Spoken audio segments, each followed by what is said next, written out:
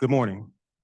Thank you for joining us for the November 16th, 2023 meeting of Chicago Teachers Pension Fund Board of Trustees. For the record, I am President Jeffrey Blackwell, and the meeting is being held in person at our office at 425 South Financial Place. Quorum for this is 7 members. In person, CTPF has provided a remote access option for those who wish to attend virtually, and access instructions have been posted on our website. Please note the following. Trustees who wish to speak, please raise your hand and I will call on you in order. I've asked Trustee Washington to help me track the speakers until Price Ward is here. All participants, please wait to be recognized by the chair before speaking. I will ask for a motion and second on an agenda item before any discussion on the merits. Please limit discussion from each trustee to 3 minutes unless the body consents to additional time. I'm going to request that a trustee not raise a hand to speak more than 2 times on any matter, except to raise a point previously not raised or to answer a question. Please make sure debate is germane to the motion pending.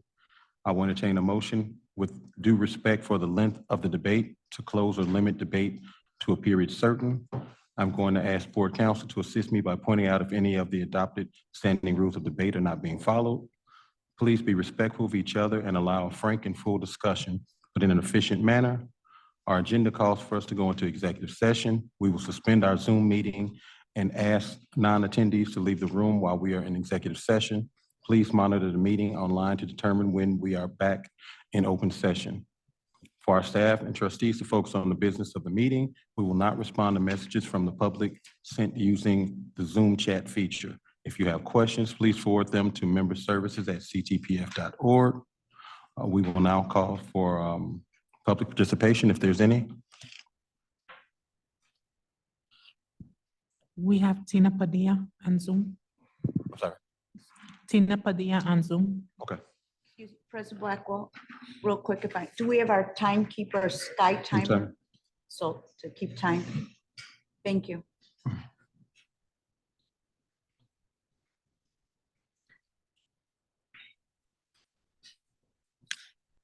You ready, Tina?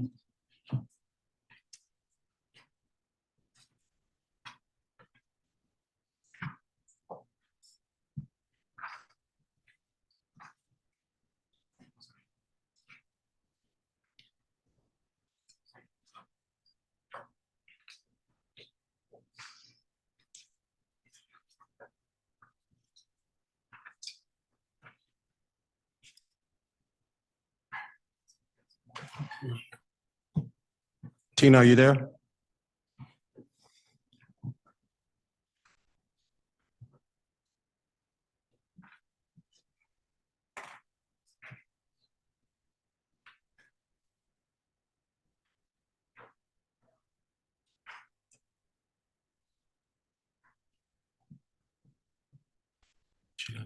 Did she drop off?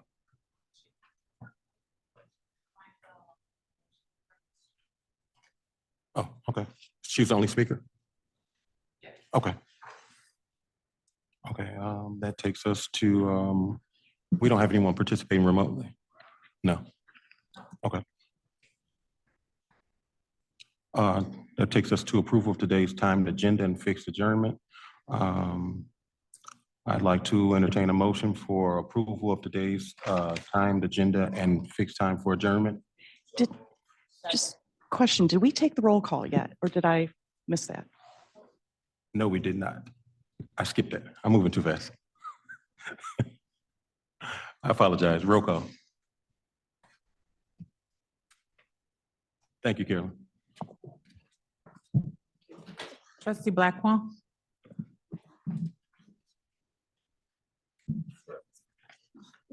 Trustee Nelson. Present. Trustee Ochoa. Present. Trustee Price Ward. Trustee Riley. Trustee Rodriguez. Present. Trustee Benson. Present. Trustee Travels. Trustee Washington. Present. Trustee Woods. Present. That concludes roll call. Hello, Excuse me, can you hear me? yeah, I have my hand up. Give me a minute. Tina, we've already moved on from public participation. She's off. She's muted, I think. Hello? It takes a minute for We moved- me to get on. So Wait, I'm I wasn't confused. allowed in until just recently. You would send her to be a panelist? Wasn't she sent the invitation to be a panelist before? Yes, they did send it and she declined it. I'm sorry, I didn't see anything until recently. I just got in. But I've been waiting since, I don't know, quarter after, I'm sorry. Dan and Carolyn, if, President Blackwell, I think it's your discretion to make the decision whether to go ahead and allow her to continue with public comment, or if you want to move on. It's up to you. with the will of the board. Allow her. Okay, Hello? yes, you can go ahead, Tina. Okay, thank you. Thank you very much. First, I would like to say hello to everybody and congratulations to the newly seated trustees. But what I'm here today to speak on is some of the legislative, some of the things that are on their legislative agenda, including this provision to include what is being called as drop for the pension for CTPF. The problem with drop, the program, is that it allows you to withdraw a lump sum while remaining in the plan. This is similar to other pension, retirement, not pension, retirement schemes, which is not helpful to the defined benefit retirement system, which is the gold standards. I've said that a lot of time. Currently, CTPF is only at 47% funded, meaning we only have 47 cents for every dollar that CTPS has committed to our members. It is our responsibility to ensure that all members receive the benefit that they have saved, that they have worked very hard. And it is our responsibility to ensure that this benefit is there when they claim it.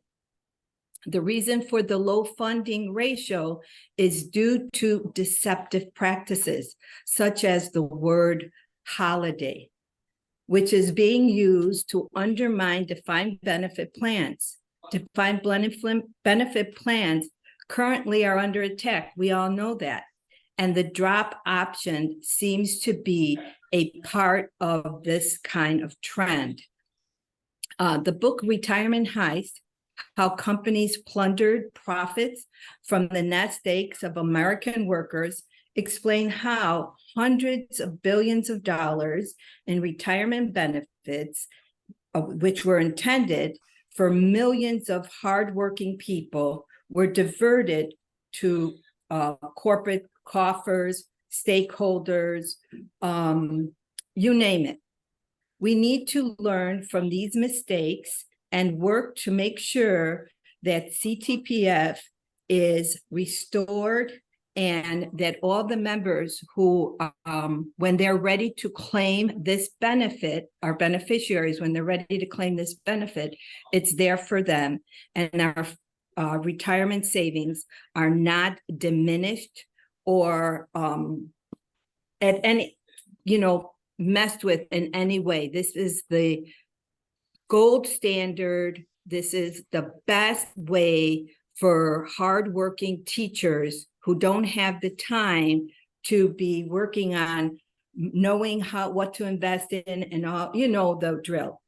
But that being said, there was another thing that I needed to bring to the fund's attention, to the trustees' attention.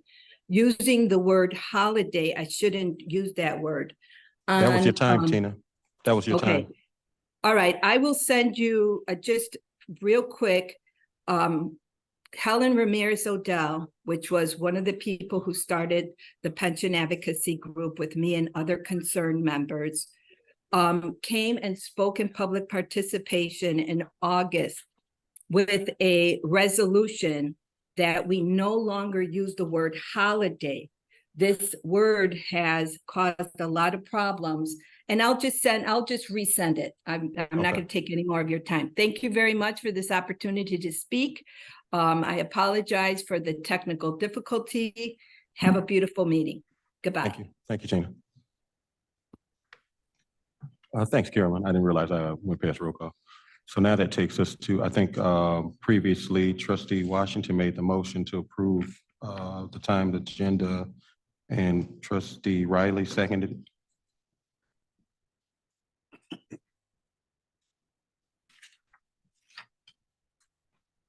Roll call. Yes. Trustee Blackwell, Yes. trustee Nelson, Yes. trustee Ochoa, Yes. trustee Price Ward.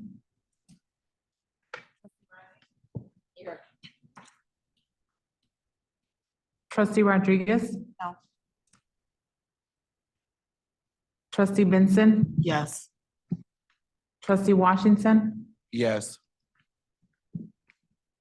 trustee Woods, Yes.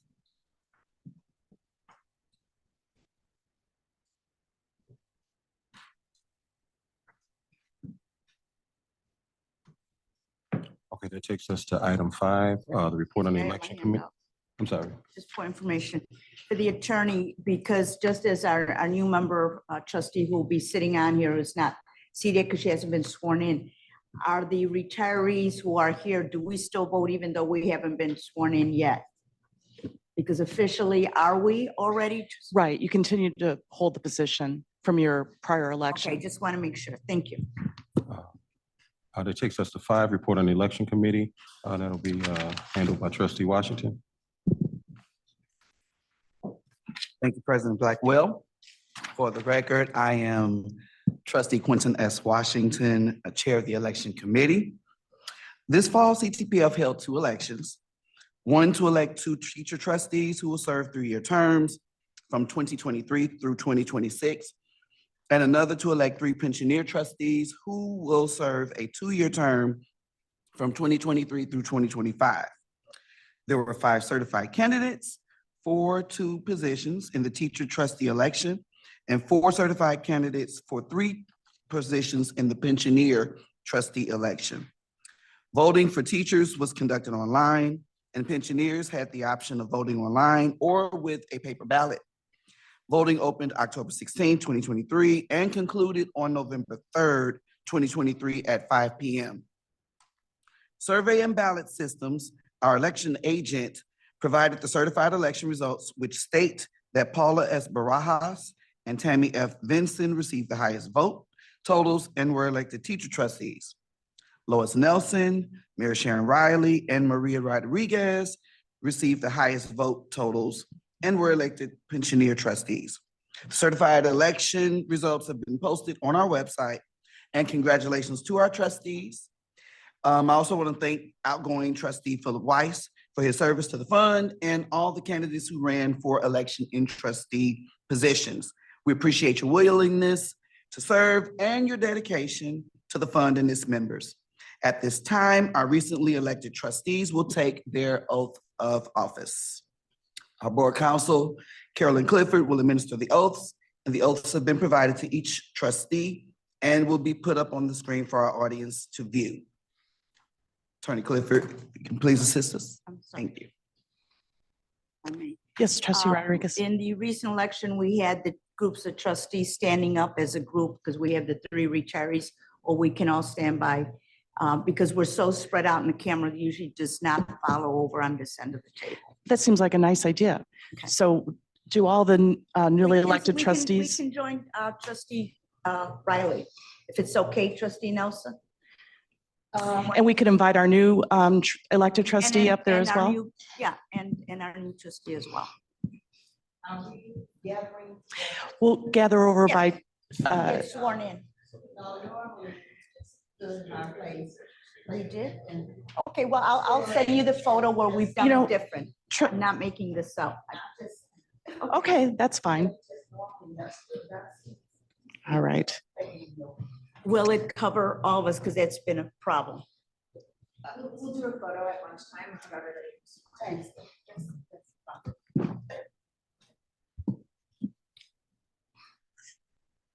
All right. I don't think a copy of the oath of office.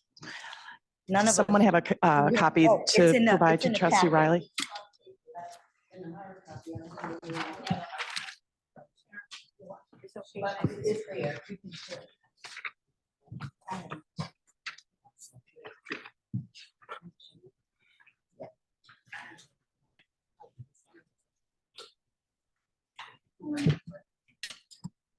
Oh, okay. Thank you.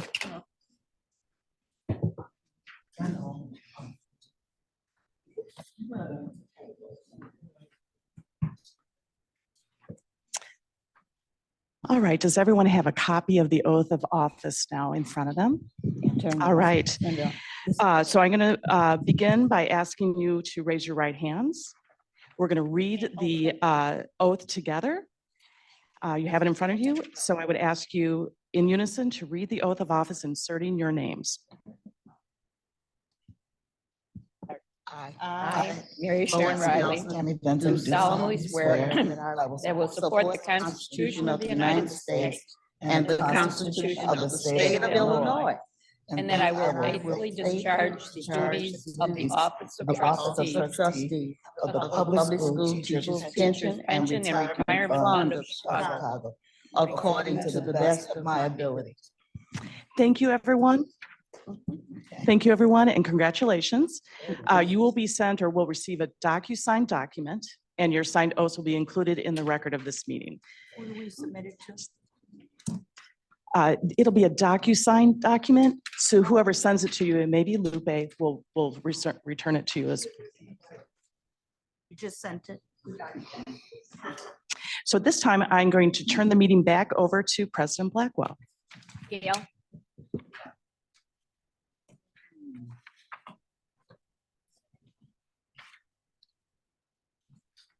Trustee Washington, I had a question. For me? Yes, well, you're the chairperson. You gave the results. What were the unexercised votes and invalid? I'm sorry, I asked that question. I'm sorry. What were the unexercised total votes? There were 5 for the pensioners, but what is unexercised? If you submitted something, how is it you're not exercising your right? Invalid, I can see if they voted for more than 3. Well, then let the executive director, Lenore, tell us. If you're not sure. So you're asking about the unexercised vote? Yes, I believe that's where they don't check in with all the boxes. Like they log in and they don't. wait, say that again? I believe the unexercised votes are where I guess the person with ballot doesn't check it in. Like they don't check all the boxes.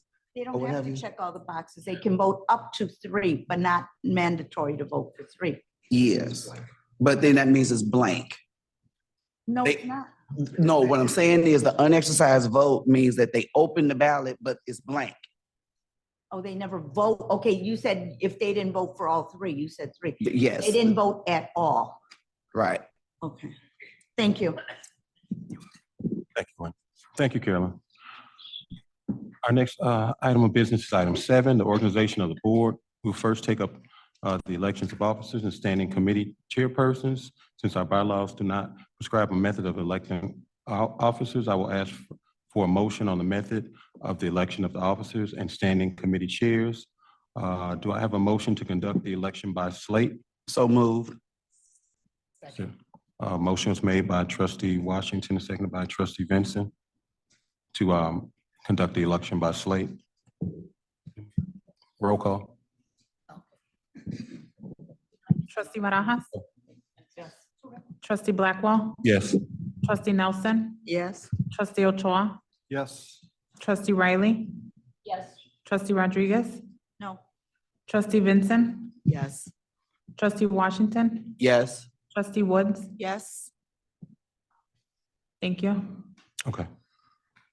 At this time, I'm going to ask trustee Tanya Woods to take over as president pro tem to lead this meeting while We vote on the officers and standing committee chairpersons. Thank you, trustee Blackwell. We've noted now and voted to elect our officers and standing committee chairs by slate. At this time, I would like to call for nominations for the officers of the board, president, vice president, financial secretary, and recording secretary, along with the elected chairs of the standing committees, which are the Committee on Claims and Service Credits, the Committee on Pension Laws and Administrative Rules, and the Committee on Investments. The Finance and Audit Committee is also a standing committee, but it is chaired by the financial secretary according to fund bylaws. Do I have a nomination of a slate of officers and standing committee chairs? Yes. I'd like to nominate Jeffrey Blackwell for president, Jacqueline Price Ward for vice president, Mary Sharon Riley for financial secretary, and Lois Nelson for recording secretary. And for the standing committees, I'd like to nominate Mary Sharon Riley for finance and audit, Quentin Washington for pension laws and administrative rules, Lois Nelson for claims and service credits, and Jacqueline Price Ward for investment committee. Thank you, trustee. At this time, I will call for a roll call vote on slate number 1. Blackwell, I have a question. Carolyn and Dan, since Tanya's acting, should I vote on this? Because we've had this over the years, this debate over the years. Yes, you may vote. Okay, just for clarity, because it's come up for debate before. Okay. a point of clarification regarding the roll call. Are we adding Paula Barajas and Tammy Vincent to this roll call? We are. Correct? Okay, then we'll start the roll call at this time, starting with trustee Paula Barajas. Trustee Blackwell. Yes. Excuse me, can I do the roll call? Do you mind? Oh, certainly. Trustee Nelson, Yes. trustee Ochoa, Yes. did trustee Blackwell vote? Yes. Okay. Trustee Ochoa, Yes. trustee Riley, Yes. trustee Rodriguez? No. Trustee Vincent, Yes. trustee Washington, Yes. trustee Woods? Yes. That concludes roll call. We have now elected our officers and the chairpersons of standing committees. Thank you, everyone, for your participation. I will now have the pleasure of turning things back over to President Blackwell. You want to keep going a little bit longer? Give me a break. Don't tempt me. We'll be out of here in like 10 minutes. With the fastest pension fund meeting you've ever had. She was. I appreciate. My pleasure. Thank you. We will now move on to appointments. According to our bylaws, the president, with advice from the board, appoints the members of the standing committee and the chair and members of special committees. We have committee members for 3 standing committees to appoint: Claims and Service Credits, Committee on Pension Laws and Administrative Rules, Finance and Audit Committee. Please note that all trustees serve on the Investment Committee. I propose the following members for the standing committees. For Finance and Audit, the chair is Mary Sharon Riley. Second member is Paula Barras. Third member, Jacqueline Price Ward. Fourth member, Quinn S. Washington. And fifth member, Tammy F. Vincent. Pension Laws and Rules, the chair is Quinn S. Washington. Myself as a member, second member, Victor Ochoa is the third member. Jacqueline Price Ward is the fourth member, and Tanya Woods is the fifth member. Claims and Service Credits, the chair is Lois Nelson. Member 2 is Victor Ochoa. Member 3 is Maria Rodriguez. 4 is Jerry Travelos, and 5 is Quentin S. Washington.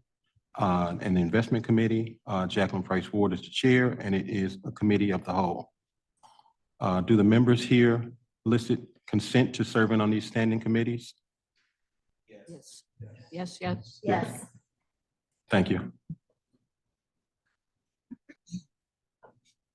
These appointments do not require a board vote. Next, our special committees. Our bylaws in section IIA 403 provides that the The president appoints the chair and members of all special committees. We have 3 special committees: elections, it's 5 including the chair; health insurance, that's 5 including the chair; and technology is 5 including the chair. At this time, I would like to appoint the following individuals to serve and chair these 3 special committees. Elections, the chair is Tammy Vincent. Paula is the 2nd member. Lois is the 3rd member. Jacqueline Price Ward is the 4th, and Tanya Woods is the 5th. Health insurance, the chair is Mary Sharon Riley. Myself is member 2. Lois is member 3. Maria is member 4, and Tammy is member 5. And technology will continue to be chaired by Victor Ochoa. Paula is member 2. Myself is member 3. Maria is member 4, and Jerry is member 5. Do all of these appointees consent to chair and serve on these committees? Yes. Thank you. These appointments do not require a board vote. Thank you to everyone. I appreciate your service, to all these committee assignments, and they will be posted on the website as soon as possible. And congratulations to Tammy, Paula, Mary Sharon, Lois, and Maria for your reelection. That now takes us to the vote agenda.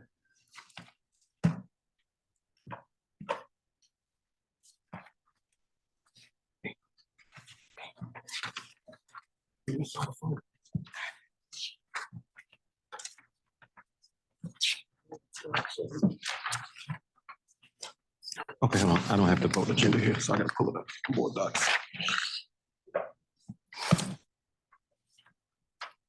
Oh, okay, thanks. Okay, 8A, approval of the minutes of the regular board meeting on October 19th, 2023. I'd like to entertain a motion for approval of the regular board meeting minutes on October 19th, 2023. So moved. Motion was made by trustee Washington and seconded by trustee Riley.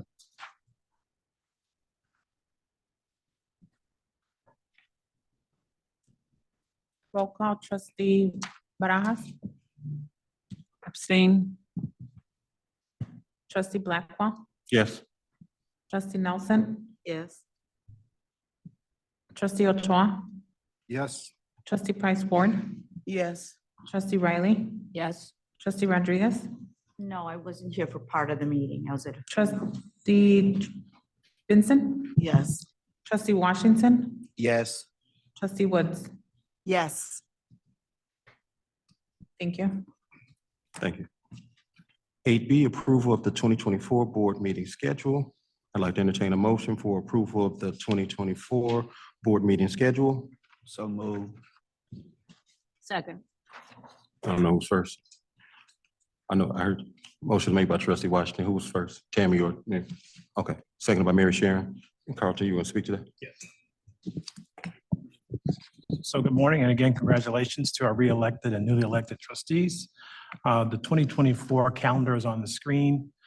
And so with the amendment to the school code last year to provide active trustees with 22 days of paid leave of absence per year for purposes of attending meetings of the board, committee meetings, and seminars regarding issues for which the Board of Trustees is responsible.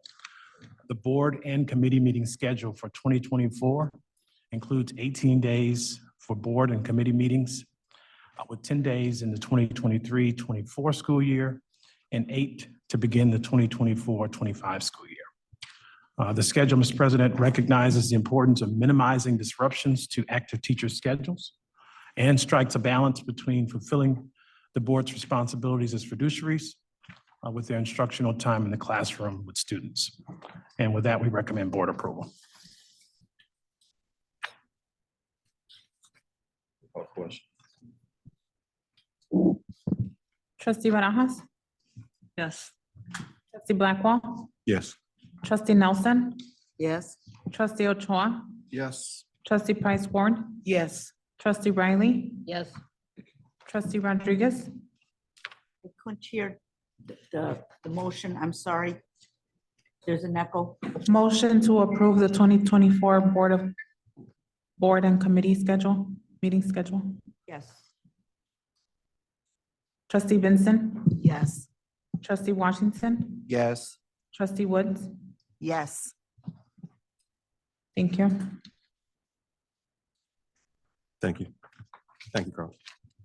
That takes us to C, approval of pension laws and administrative rules committee legislation agenda recommendations. I'd like to entertain a motion for approval of pension laws and administrative rules committee legislation recommendations. Second. Motion was made by trustee Price Ward and seconded by trustee Washington. So as you mentioned, Mr. President, Pension Laws and Rules Committee met on October 30th and deliberated over various issues to move forward with in the spring legislative session. I'd like to walk through the six items that were discussed. The first, that the committee recommended that we move forward with supporting House Bill 4098 or a similar bill that moves forward 2.2, I'm sorry, Tier 2 corrections, as well as full funding for the board. The 4098 bill also makes changes to the Tier 2 salary cap to a Social Security taxable wage base. They need discussion on the first item.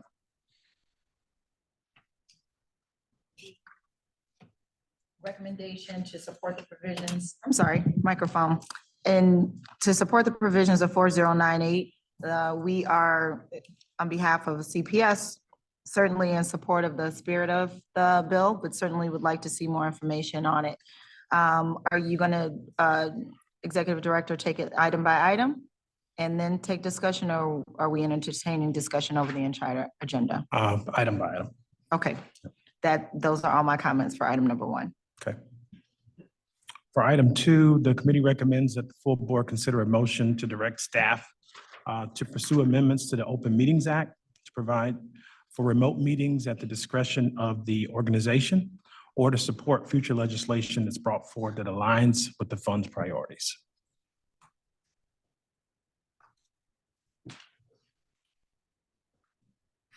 Lois. Thank you. I had a doctor's appointment that day, so I missed the meeting. So I wasn't able to ascertain as to what would be changed for number 2. So for number 2, Trustee Nelson, as you know, in May, the emergency order expired that allowed us to meet when there was a disaster declaration. Right. And so absent the disaster declaration, we were pursuing legislation last year that would allow the organization or the agency head to, at their discretion, choose to meet remotely. Well, when you say at their discretion, what is? Meaning it could be inclement weather, it could be that we're just having a committee of 5 members and we didn't want to have everyone come downtown But Chicago the for a board meeting. members will but- be aware of those discretions, and not Absolutely. just the staff. Correct. Thank you. Yep.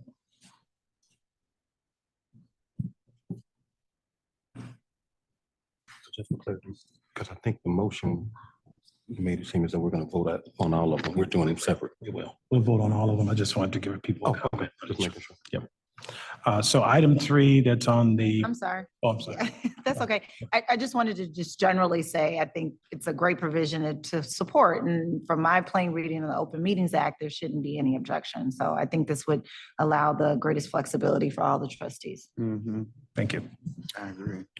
For item 3, the staff is looking for support for the board to continue our work on the penalty reform for our members that exceed the return to work limits.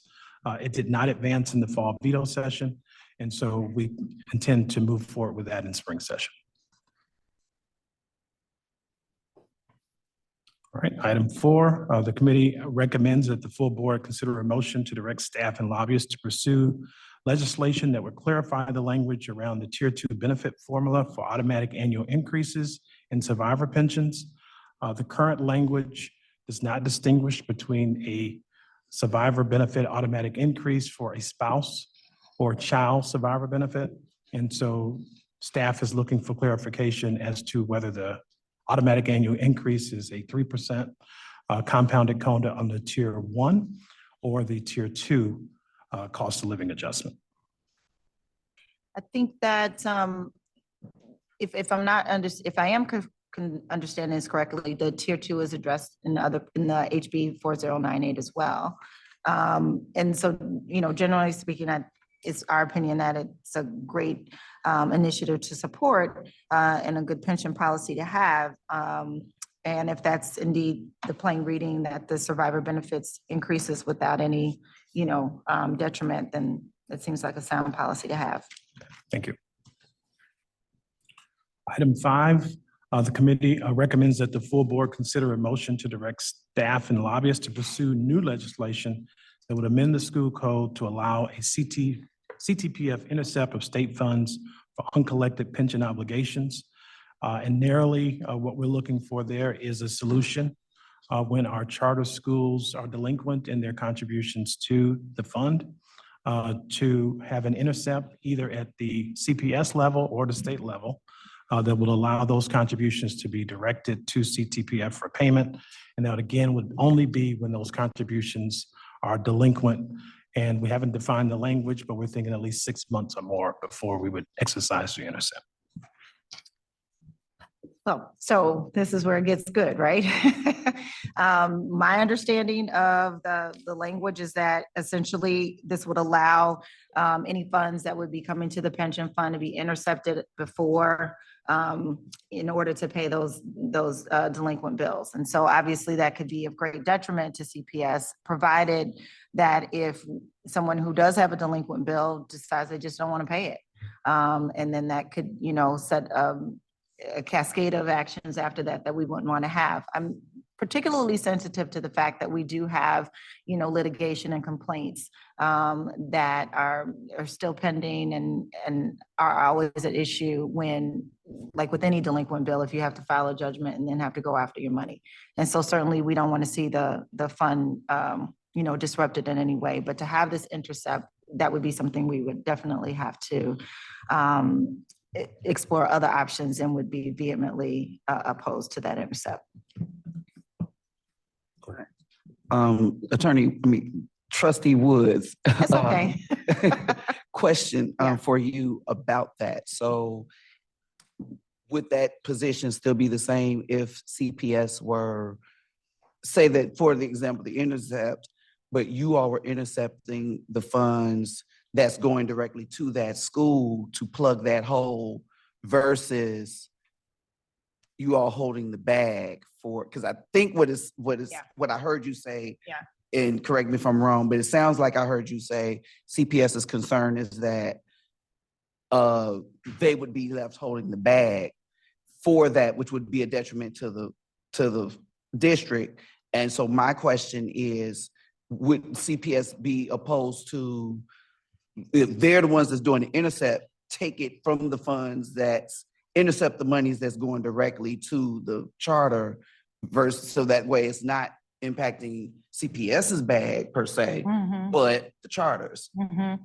And I get what you're saying is it's basically shifting the weight, if you will, from one to the other. And I think that this is an issue that just requires much more discussion about what that would look like, because essentially what we don't want to have, and let's make it plain, right? If it doesn't lie here, then it's going to lie as an issue between CPS and CTPF, right? So if it's not an issue between the fund and the charter school, now it's an issue between us. And that could then, take us down a road that we wouldn't necessarily want to go down either. So I see your point, and I'm not saying that it's not an option, but I don't think that we have enough information at this point to be able to say, oh yes, that's a perfect solution to that. I think this certainly is an issue that bears much more discussion. Okay. Thank you. Okay, let's just comment on that. So just overall, the taking away things that are incentives for recruitment and retention of teachers. We saw it go with the sick days, the way those are handled, and then anything with the pension that gets reduced or harder to collect money to support the pension. I think those have been management tools that were powerful and great, having teachers come to CPS and be retained here. I think those are things that deserve some focus. I don't think people accurately thought about how the sick day change a few years ago would damage things. These are things with a price tag, of course, but those are tools that are powerful and were effective for years to keep teachers around. it's sad to see young teachers leave the system. So I just think the emphasis of thinking about that power of those things is important.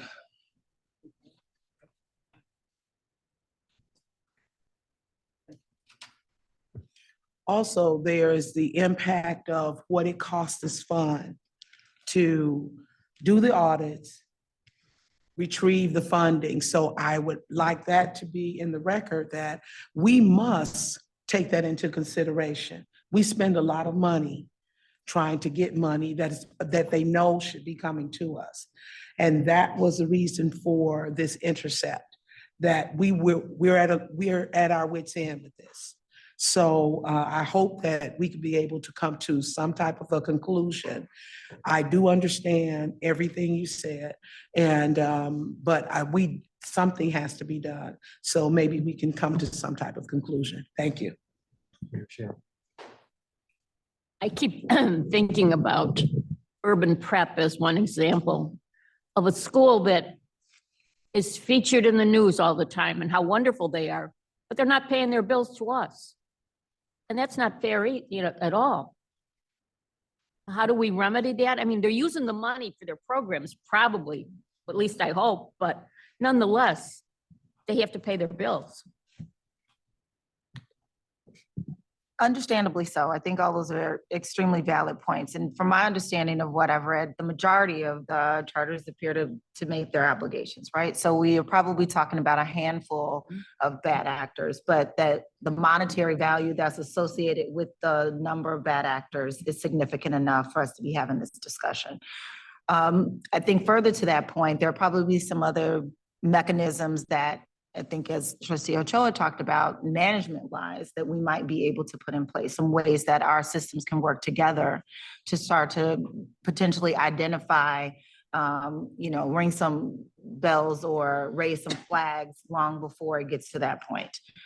Certainly, that is one example. I'd like to believe in my naive mind that, everybody's obligation is first to educate children, to support families, and to do the work. And that when a charter school or any other school for that matter falls behind on whatever their obligations are, certainly not due to any intentional malfeasance or malintent. And when given the often false choice between two things of either educating children or paying bills, as you were, I think that's a binary choice that we don't want to make. And so I encourage us to think outside the box, be innovative and be imaginative, and to essentially bake a bigger pie so that we're not forced to make decisions like, do we continue to put money in this pot in order to, as Mom would say, rob Peter to pay Paul. So let's just keep talking. Dan? Yeah, I'd just like to point out that as when we agree to pursue these pieces of legislation, it's kind of in concept. And we will, of course, be working with other stakeholders, including the Board of Education, in order to work through these issues. You might even, and really vet them and take into consideration, all of the various points of view and interests, and perhaps come up with some type of compromise language. But the idea here is this is the idea of what we want to seek legislatively, and it will go through an iterative process. Thank you. And the final item that was recommended by the committee to come to the full board was to pursue new legislation amending the school code in a similar vein to provide that CPS is responsible for delinquent pension contributions on the part of the charter schools. For all the reasons we just talked about, we would be opposed to such action. And with that, the motion is on the floor? We do have a motion on the floor, and it would be for all 6 priorities.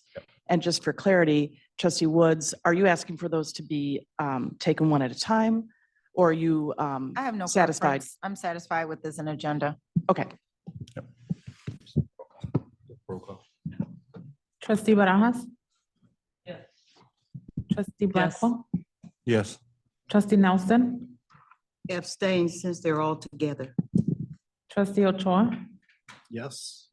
Trustee Price Ward? Yes. Trustee Riley? Yes. Trustee Rodriguez, No, I wish they had been separated because some are yes and some are no's. Thank you. trustee Vincent, Yes. trustee Washington, Yes. trustee Woods, No, for the purposes of, there are several items that we've previously discussed, and that concludes my vote. thank you.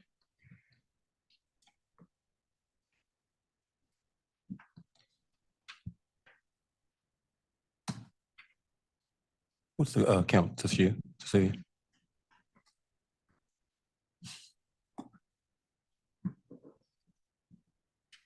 7 ayes, 2 nays, and 1 abstention.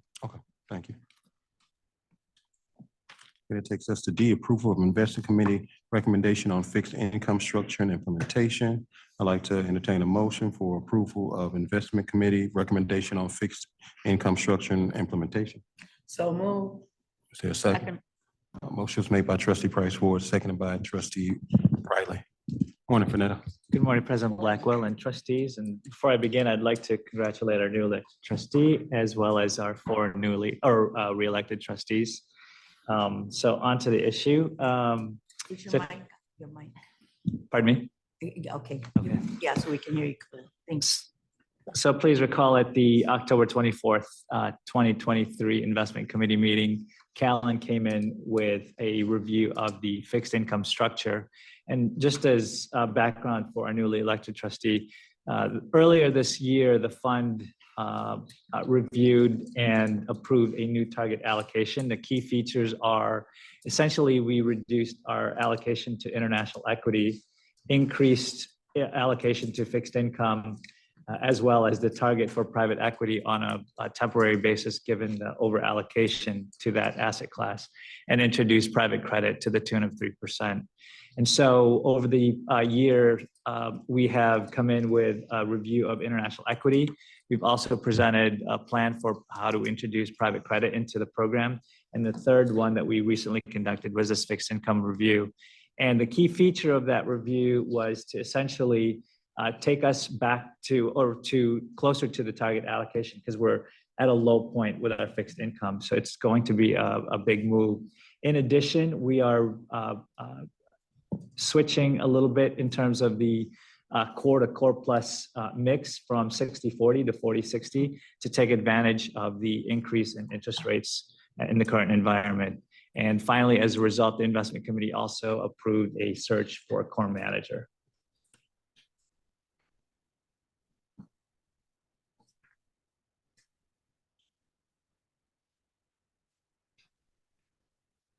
We're still on 8D. Okay, and President Blackwell, I was having a little hard time just hearing you, so just Sorry, I when turned we my got to mic the off. agenda items. Thank you so much. May I just ask a question or two? Okay, thank you so much. I appreciate that.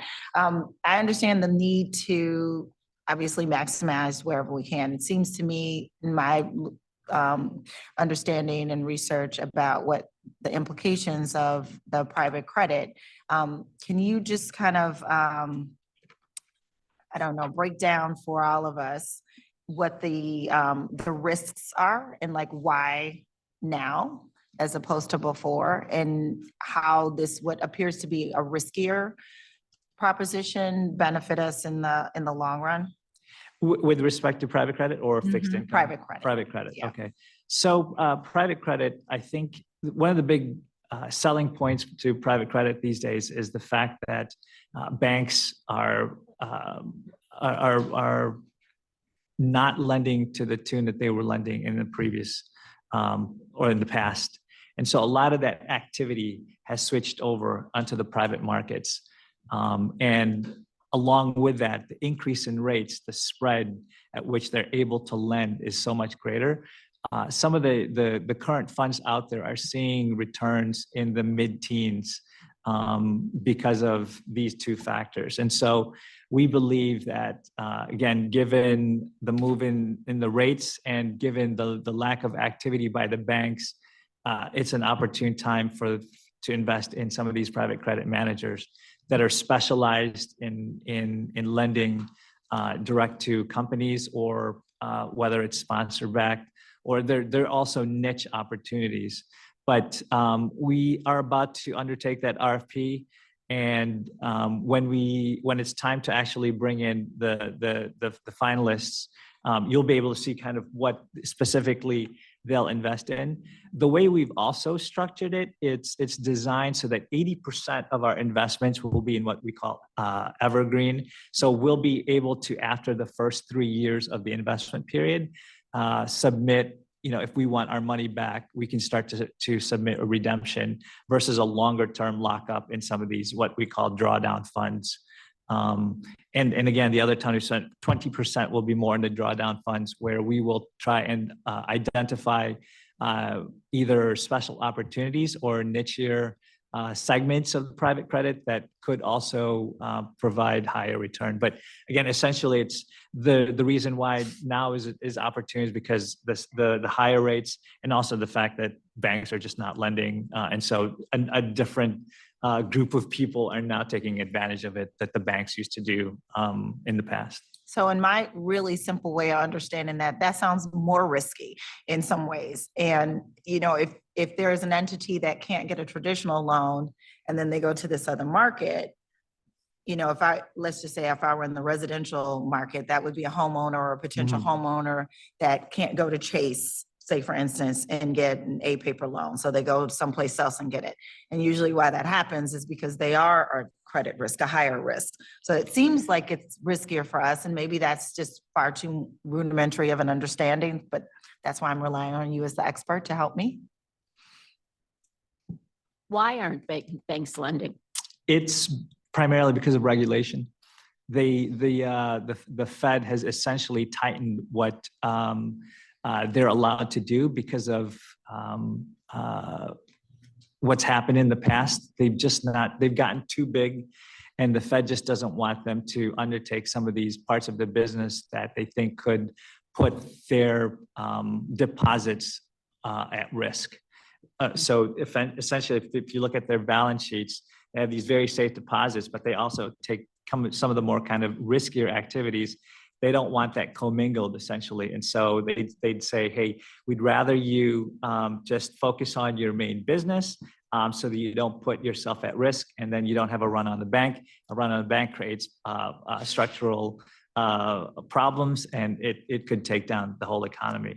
But to the point about risk, essentially, I actually think that it may actually be slightly less risky, because the fact that the banks in the past had that under their same kind of umbrella or roof, they were able to hide things that you normally couldn't, or in this day and age, especially if a firm that's doing it for both carry and management fees, there's a greater incentive to make sure that they don't lose the money so that they can earn their fees.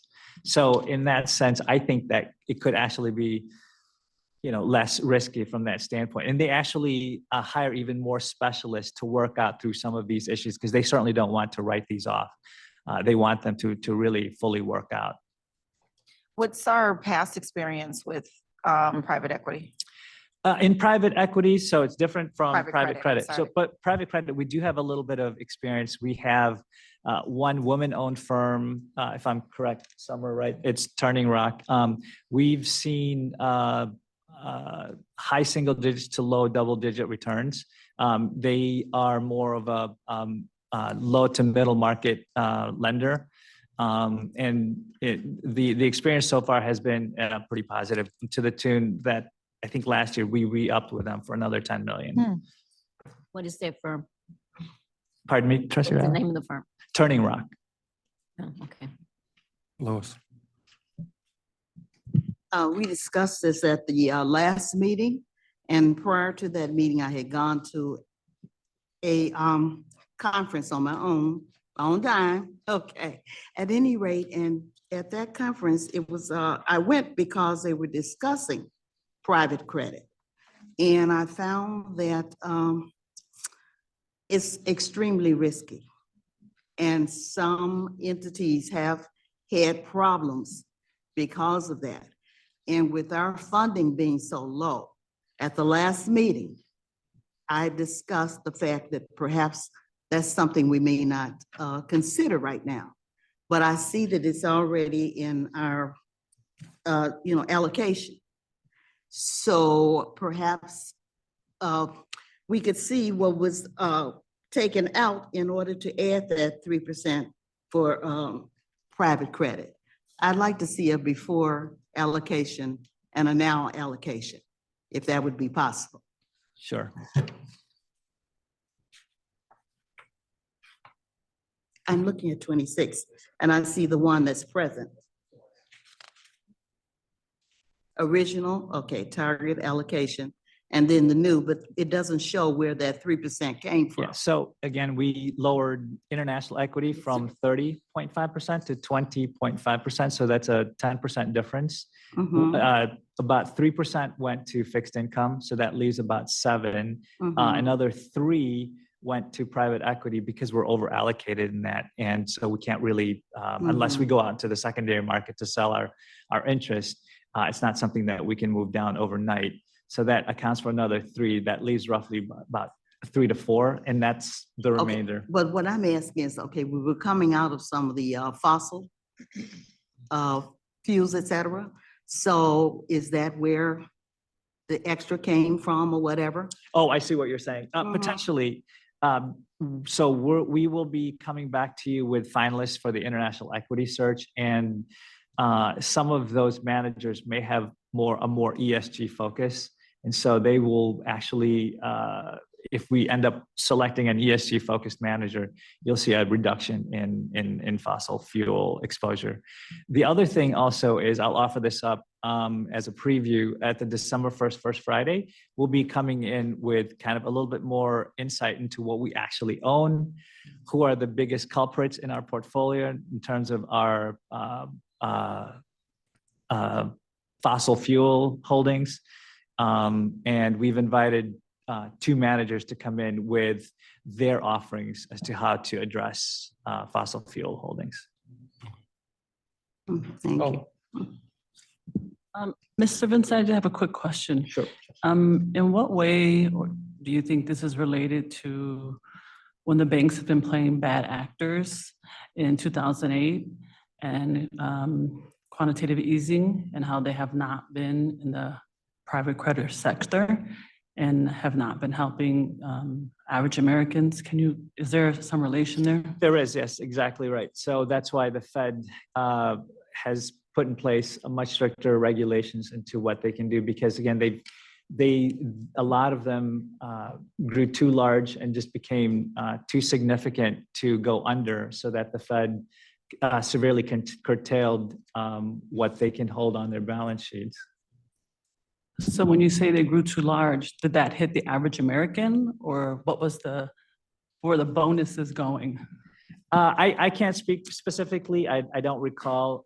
I know, back in 2008, it impacted the economy because it's a lot of them were making loans on the real estate side that were unbridled. They were things such as no doc loans, those sorts of things. So a lot of that activity has kind of been driven out of the system, and I think rationalized. I mean, there's just a lot more requirements these days, especially for mortgage lenders. But in terms of corporate lending, I think Silicon Valley Bank was another one earlier this year. It shed light onto, again, having big banks not undertaking too many activities that may submarine their business or severely impact them.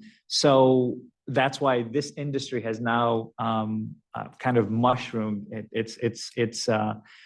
They're much more specialized. They have much more people on staff who have a lot of experience with private credit. So when we bring in the finalists for that search, they'll be able to talk about what they do in order to mitigate potential losses, what their prior experiences are in losses. So far, it's been minimal. But again, that's not to say that it won't increase in the future, but you certainly can ask what safeguards do they have in place to try and minimize losses going forward.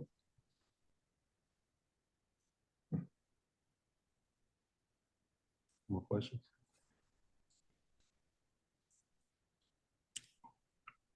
Cecilia, just for clarity, could you read the motion again so everybody knows what we're voting on?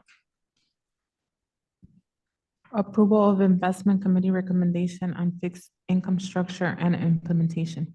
Okay, thank you. You can call the question.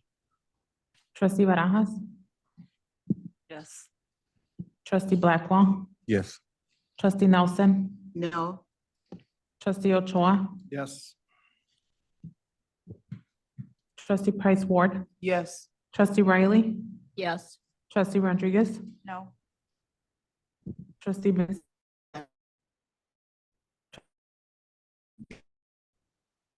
No.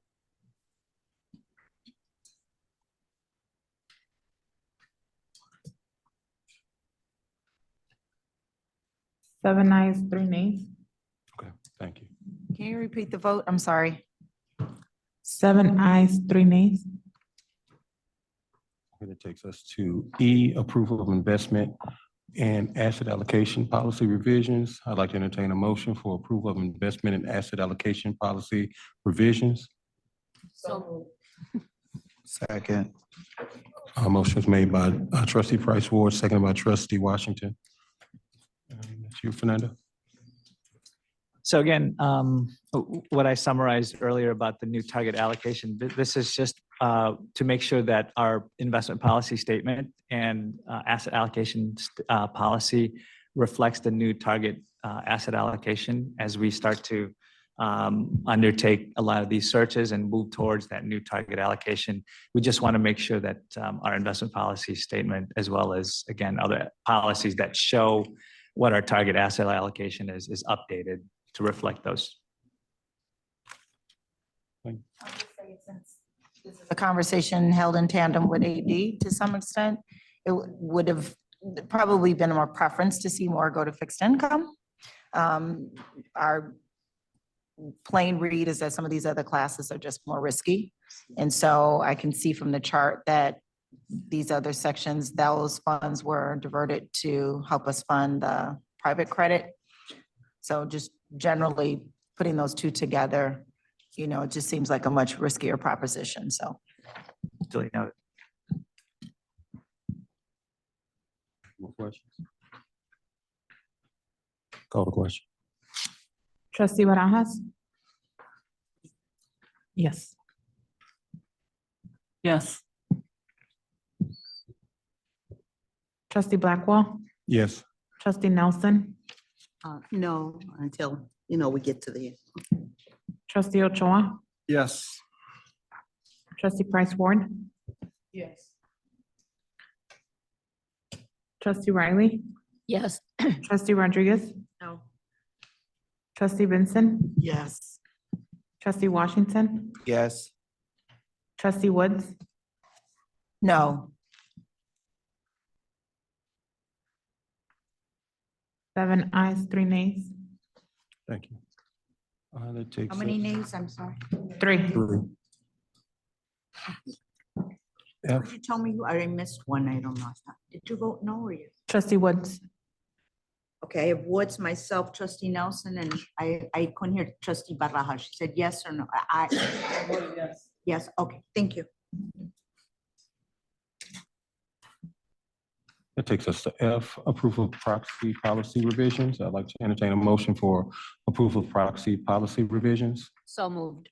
Motion is made by trustee Riley, Second. seconded by trustee Washington. So earlier this year, again, the board selected Glass Lewis as our new proxy voting service provider. And as we are about to enter the proxy voting season, and we've finalized the contract with Glass Lewis, we are starting to review the proxy voting policy to see what other items we need to add. And 3 items were identified for inclusion. And the process that we undertook is we sat down with Glass Lewis to identify whether these proposals were taken up in the 2 most recent proxy voting seasons. And indeed, there was activity towards these 3 items. And then we crafted language that we were happy with, that they could understand and how they would vote going forward. And then we presented to the board. But the 3 items are racial equity audits, which is basically asking the companies to provide conduct independent audits on policies, procedures, products, and services that pertain to racial equity.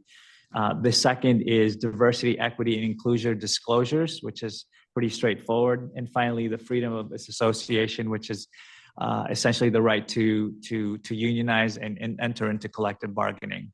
And so the language that we have brought forth before you is a distilled version that we will, if it's approved today, enter into the proxy voting policy. And also, the individual board members and the board, has the right and to identify other items that we can also include. We'll go through that same process because we're going through the custom policy now, or a rewrite of it. And then when we finalize it before the next proxy voting season, we'll bring the final proxy voting policy in front of you again for final approval. Lois. I just want to add that this was presented to us at a previous meeting by one of your investment team, Kelly, and she did a magnificent job of explaining everything. So I'm very happy about that. Thank you.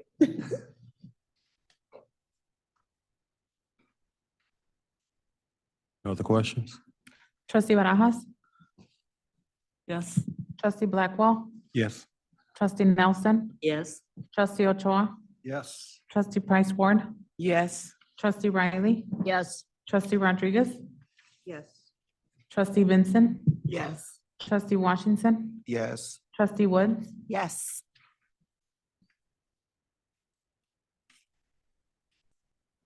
that is 10 ayes. Thank you, Fernando. Thank you. Takes us to G, approval of trustee training hours.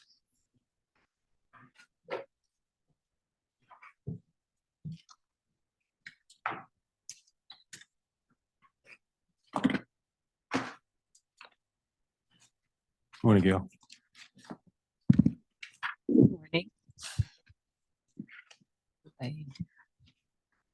Okay, so we have before us the trustee training and education for fiscal 2023, and this represents any additions from last month's board meeting, and we ask for approval of these this training time as presented. Is there a motion? So moved. I don't know. Which one. Motion made by Mary Sharon, seconded by trustee Vincent.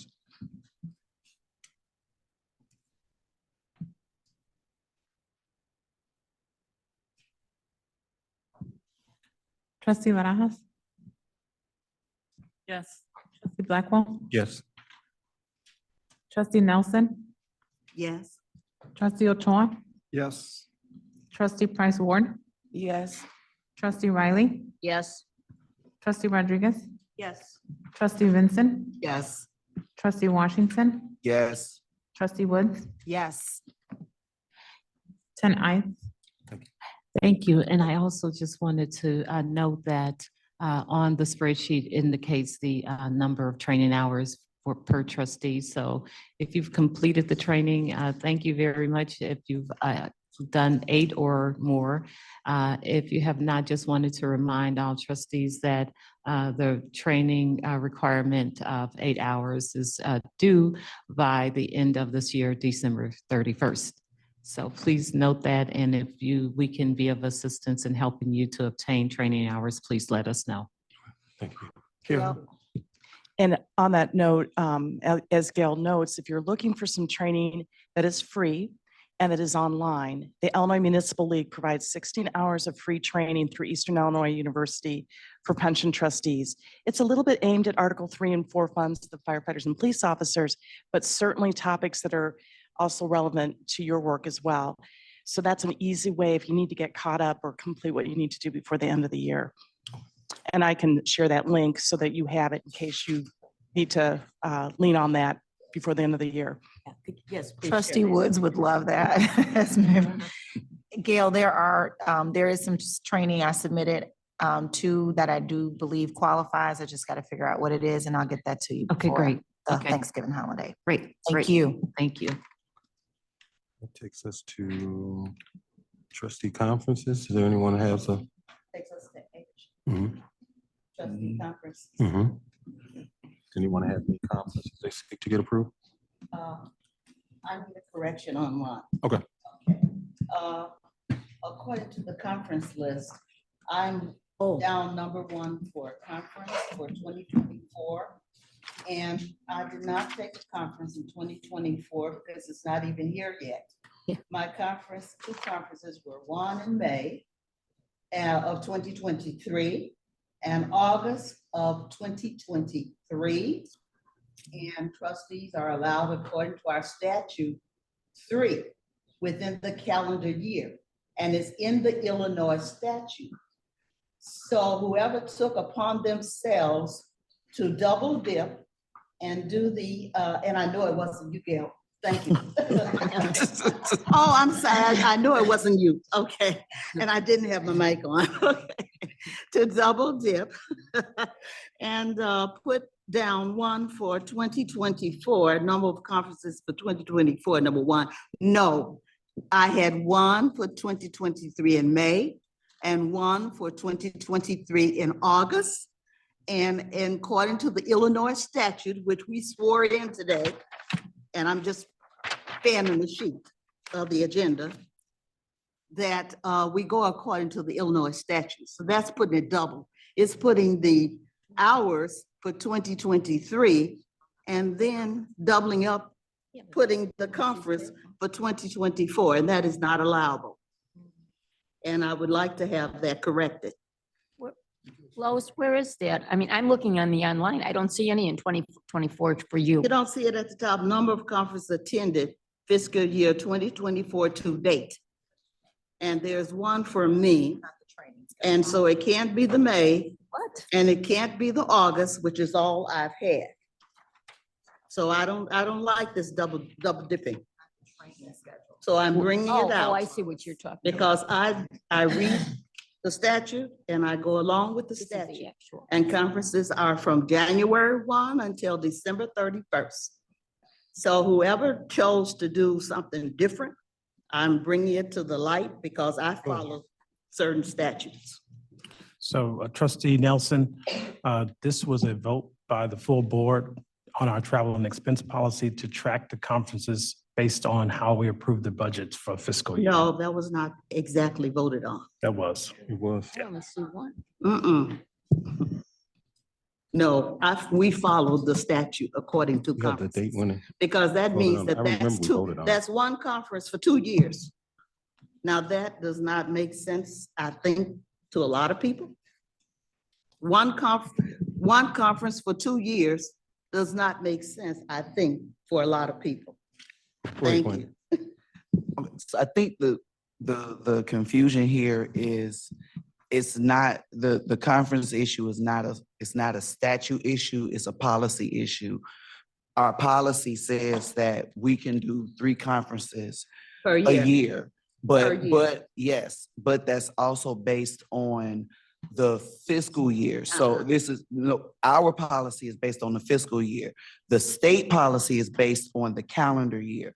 But for the fiscal year, our conferences are budgeted that way because of the budget. But it So, doesn't have to be, and it was never done before.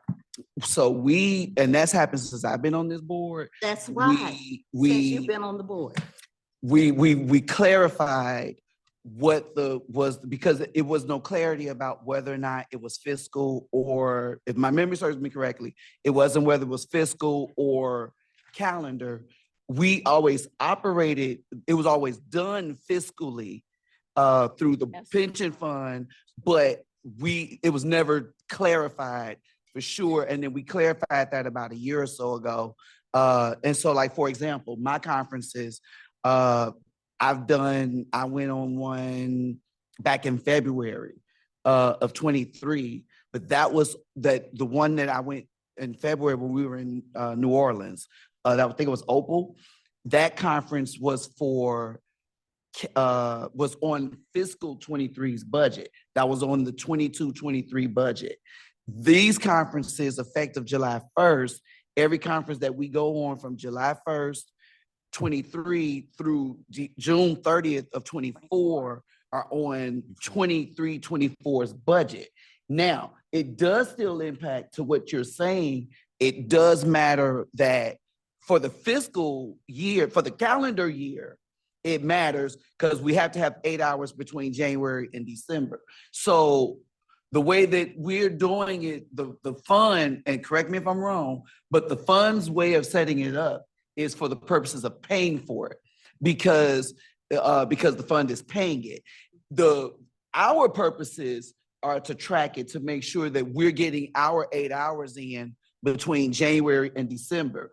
And the budgeting happens, you know, if we go on the conference from July 1st through of 23 through June 30th of 24, then those conferences count for that fiscal year, even though if you do it before December 31st, it will count, you know, for the state purposes, you know, on the budget. Trustee. So I love you.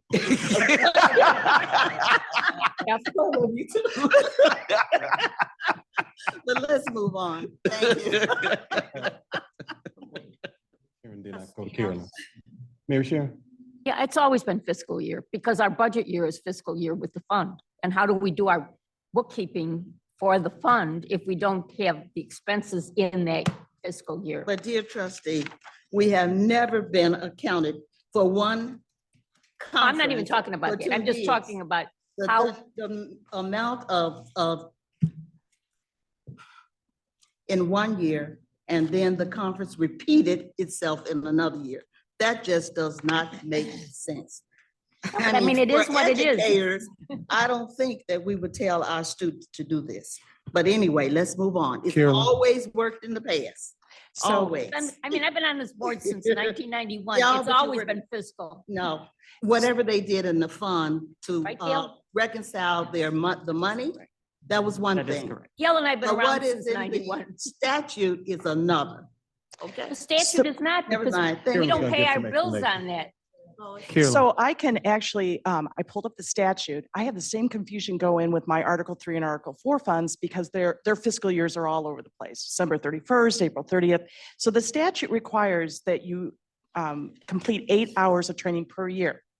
It does not define a year. But interestingly, the statute also requires that you submit an annual certification to the Public Pension Division of the Department of Insurance to show that your trustees have met their requirement.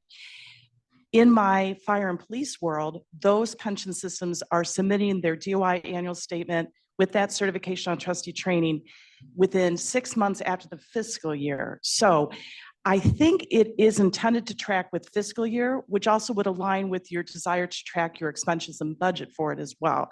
But that's, I'm just giving you the statutory perspective in case that's helpful in deciding how we move forward on this issue. Can you repeat Dan? that again succinctly? I'm sorry. I Go ahead. missed it. Can- No, I'll wait my turn. I Go think ahead. that's okay. Go ahead. Sorry. I just wanted you to truncate that last part. So it's silent as to what type of year, but if we were to use other funds as guidance, then we would align with the fiscal year. Yes, and the reason I say that is then it also aligns with the certification obligations that you have to the Department of Insurance, which are we submitting some kind of financial information or statement Yes. annually? Yes, we are. Go ahead, Dan. Yeah, I want to clarify that we're really talking about two different things here. Okay. Approval of conferences for purposes of the 8 hours of fiduciary training is a separate issue from approving conferences for expense purposes. We do that, we do those things separately every Right, month. that's what Quinn was saying. You approve something, some conferences so that approving that they go to the 8 hours. And that we have determined, we use calendar year with that because it has been historically done, and the statute itself does not specify whether it's calendar year or fiscal year. For purposes of approving conferences for expense purposes, because not all conferences even require any cost to the fund. So there's two separate issues there. And with respect to conferences, you are approving expenses. So that's fiscal year because that's what our budget is. Maria? Just point of information, trustee Nelson, from the last report that we had with all the total amounts of credits, there was an error. You guys shortchanged 1 credit hour for same conferences that everybody else attended. You might have to. But no, Danielle fixed, she called and Okay, corrected great. it. Thank you. It's corrected. Thank you. You're welcome. Did anyone have any conferences they sought approval for?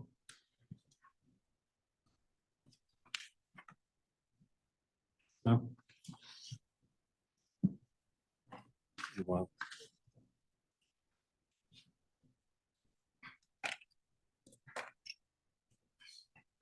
yes, Maria.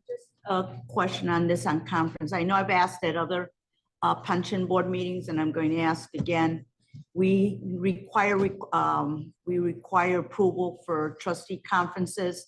But again, and I've asked, and the answer was it's in the budget. I would like to have approval also for everyone, whether it's staff or as executive director approval of conferences. If it's in the budget, and we're talking about budget, right, fiscal year, annual year, it should be for everyone. And it's just transparency. It's not a problem, not signaling anyone out, but it should be for everyone because it's a budget, and the budget is, we built that budget. It's the members' money. Thank you. Go ahead. So I kind of think that considering that we have a policy that each board member can attend 3 conferences within a fiscal year, right? Up to 3 conferences within a fiscal year. I kind of think that, yes. Our attorney read what the police and firemen does. She said that it goes 6 months beyond, which takes it to December. For the reporting, yes. Right, because the reporting to the Department of Insurance is 6 years after the end of your fiscal year, as I understand it. One for 2024 should not be here because it's not reported until 6 months hence, which would be December 31st. That one, what we're speaking of with the 6 months is where it's approval for fiduciary purposes under the statute. The ones we're approving here are by fiscal year.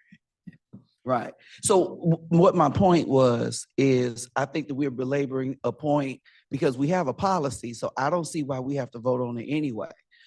Because the reality is our board has agreed that trustees can go to up to 3 conferences a year that the board will pay, that the fund will pay for.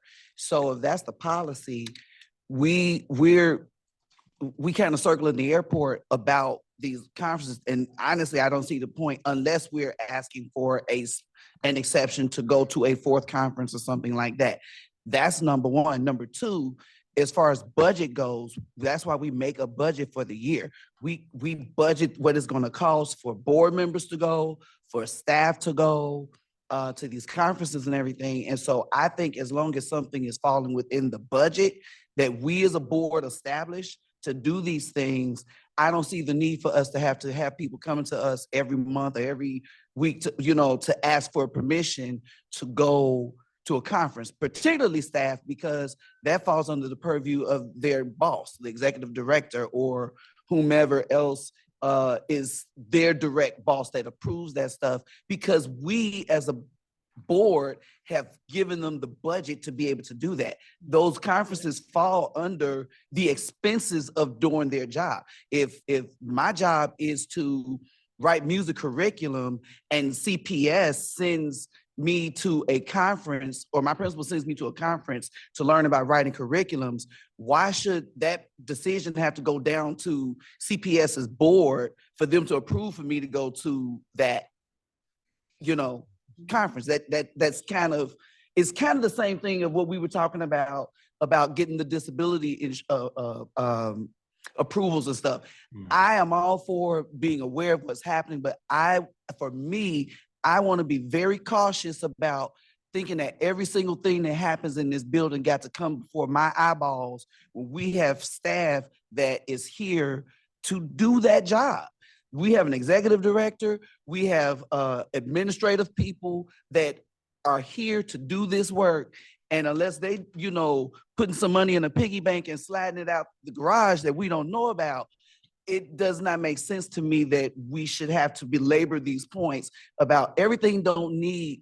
The board sets the standard, in my opinion. We set our rules, we set what we're doing, and then from there, we make sure that people are operating within the rules that we establish. Because otherwise, what's the point of setting policies if we keep changing them because we want to keep looking and digging behind every piece of paper?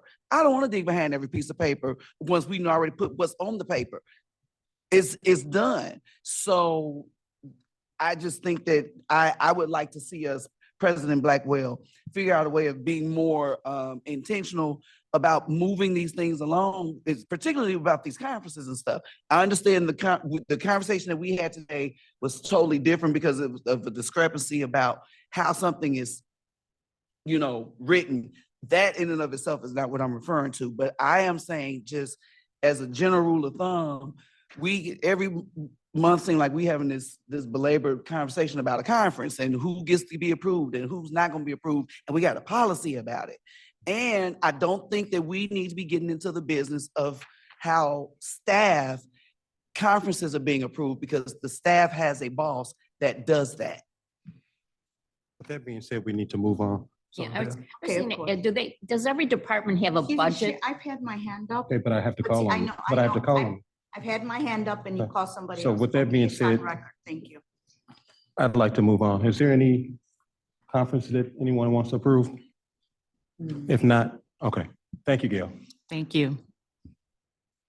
May I speak now? We're moving on, Maria. Attorney, fine. It's up to President Blackwell to keep on agenda, and Okay, he's yeah, chosen to okay. move forward. Thank you so much. Thank you so much. I understand. Thank you, Carolyn.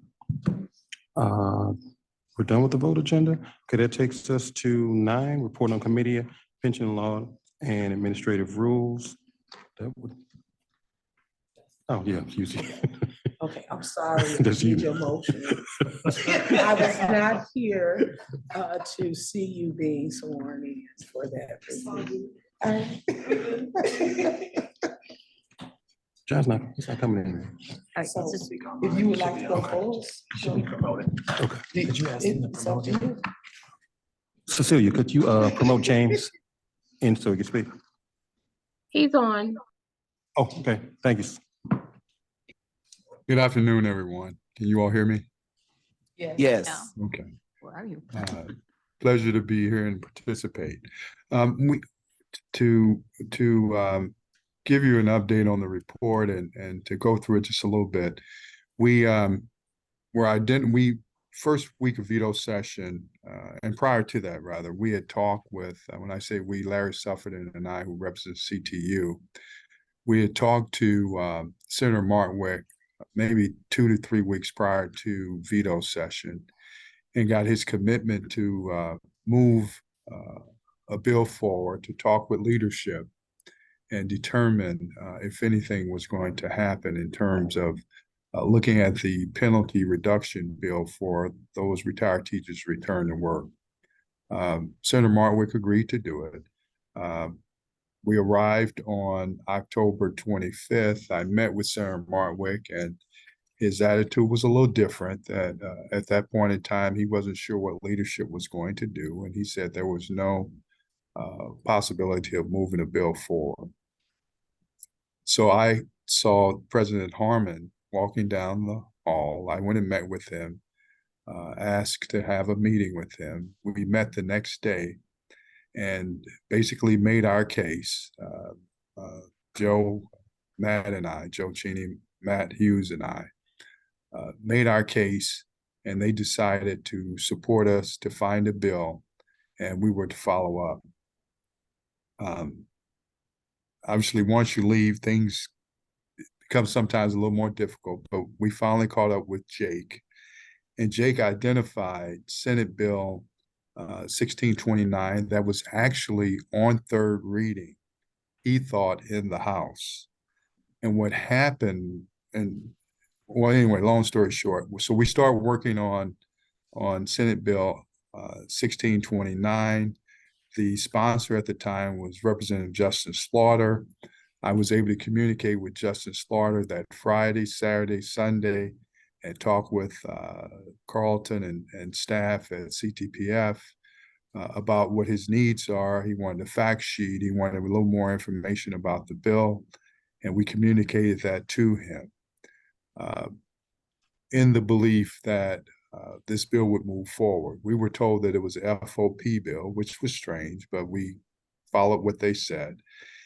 And on Monday, our team with CTPF staff went through, talked about it, which was the 6th, talked about strategy moving forward. Went to Springfield on the 7th. And as I was driving, I received calls, and even calls from Justin Slaughter and lobbyists for FOP that had concerns about the bill. FOP had a commitment that this bill would not be amended, which was to our surprise. And we sat down and got to Springfield, come to find out that because the House had left, the Senate had left early the first week of veto session, the paperwork had not been processed on 1629, but actually since 1629 had been passed over to the Senate. So that bill was no longer viable. Began to talk with Justin Slaughter, Representative Slaughter again, and they identified Senate Bill 1956. And that's when the FOP called me, met with me, and then later on that day, met with Justin Slaughter, and Justin did say, well, Representative Slaughter did say that there was a commitment not to amend the bill. And this was on Tuesday, the 8th. We still thought on the 7th we had an opportunity. And I've had this discussion with Trustee Price and as well as Carlton and other senior leadership, executive leadership with CTPF, is that if we don't ask, it won't happen. Well, unfortunately, we were not able to amend the FOP bill because of the commitment. And so things didn't pass. Well, it's interesting, right after that, I saw the senator, and he said that this would be his #1 priority in January. And to his credit, Larry Sufferton with CTU fought also along the way to try to get this bill done. We were in lockstep trying to work together. One of the issues that was raised, but I don't think it was really an issue, was CPS actually went neutral. And the reason why they said they went neutral was because there were more people and more teachers, retired teachers involved than we initially discussed, which I like Derek Blada, and Derek's a good guy. But I just thought, based upon the 250,000, if it was 1,000 people or if it was 2 people, the 250,000 is still the same, which is not a significant amount to encourage retired teachers to return and fill in those gaps when those gaps are needed, because the penalty is so harsh. So as we stand today, obviously I think we should definitely talk about potentially who would be the sponsor and get a strong commitment to move this forward. And I'll share this with you. Nobody that I've talked to, particularly the Senate President, the leadership in the House, are opposed to the bill. Unfortunately, as I've said before, we had a sponsor, in my opinion, that did not take ownership of this bill and move it forward traditionally as most sponsors typically do.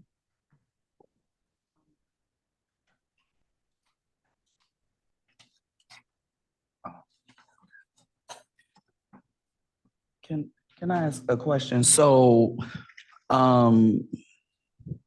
Claiborne, so basically, if I'm hearing you correctly, the original sponsor didn't really sponsor. And so now we need to find somebody else that will take up this mantle. You did mention, someone said that they're gonna pick this up in January and try to help to really get this done, right? Yes, that Because, was the same sponsor.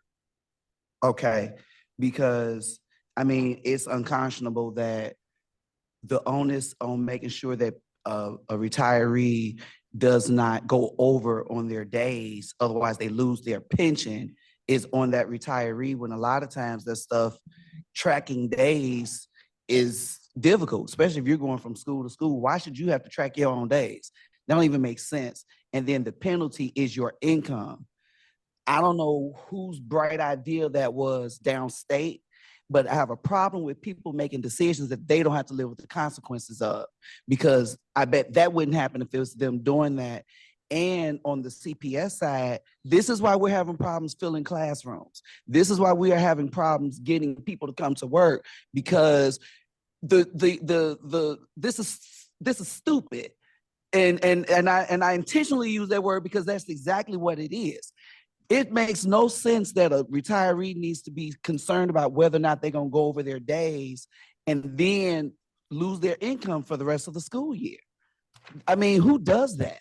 And this punitive, this place of penalizing people for doing the right thing or trying to do the right thing, I hate that. So ultimately we need to pick up finding somebody or some champions to get this over the finish line sooner than later, is what I hear you saying. And so this is this really needs to be a joint effort, I think, between CPS, CTU, and CTPF.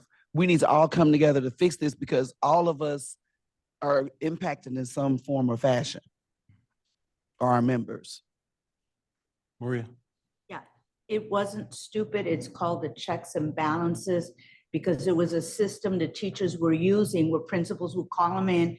But if they took too long, say on a cold wintry day with lots of snow, somebody else walked in the building, got somebody else, and they took that person. And this person was then, checked off as work the day, even though they didn't. But there was a different system. And then we finally figured it out, right, Lois, through the RTW, that it wasn't the teacher's fault. There were two different systems. And the Board of Ed said, and rightfully so, he said, you have to track your own days because there are glitches. It's like everything else has to have a checks and balances. What the problem was the Board of Ed was supposed to be sending that information, Jen, right, quarterly, and they correct? Was it quarterly? And they were not sending it. So the pension fund could not send out notices because we weren't aware of it, because we weren't receiving the information until staff here got the information, then they could take action, and then, it would go forward to the member. So there is a process, but there were glitches in the process, but there has to be a better way of figuring it out, because we can only get something out based on the information we received. And if we don't get the information, how do you, call the member? But the member does have to either way keep check, because there are always mistakes. We always, in whatever system, CPS, CTU, whatever, there's always mistakes, and there has to be a checks and balances.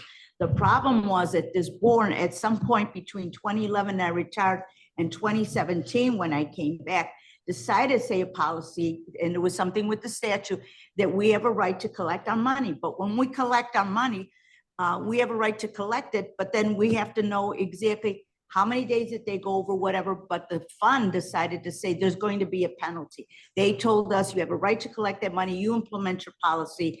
And they did implement a policy. And some people who are still on this board, and most of us weren't here, came up with, hey, this is how much you have to pay. In fact, I believe it used to be 20%.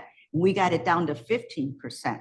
So again, like last time, we got to look at, the history, and part of this board, that's where it fell through. Okay, I agree with that to a point, but my bigger point is, if we are swiping it, swipe into the building, we all swipe in and out every day. So CPS should know how many days a person has worked.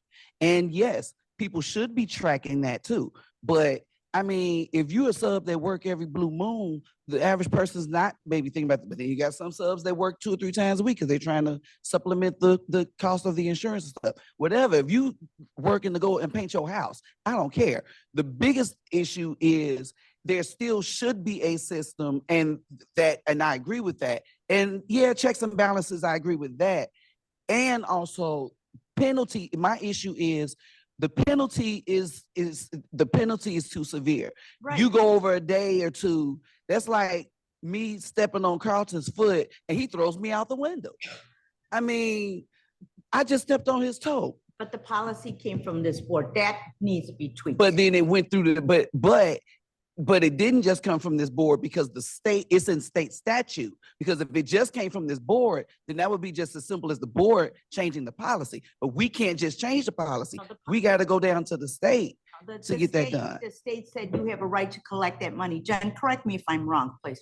The state said we have a right to collect the money, but it was this board that implemented how to do it and yeah, come please up to front. Thank you. Right, yeah, you inherited this, correct. It did start in You can't- I can't hear you. it did start in 2014, so something went through, it is in the statute, but something happens, must have been prior to fiscal year 2014 that we started to enforce. Right. I think that is true. It was not like going on for years before that.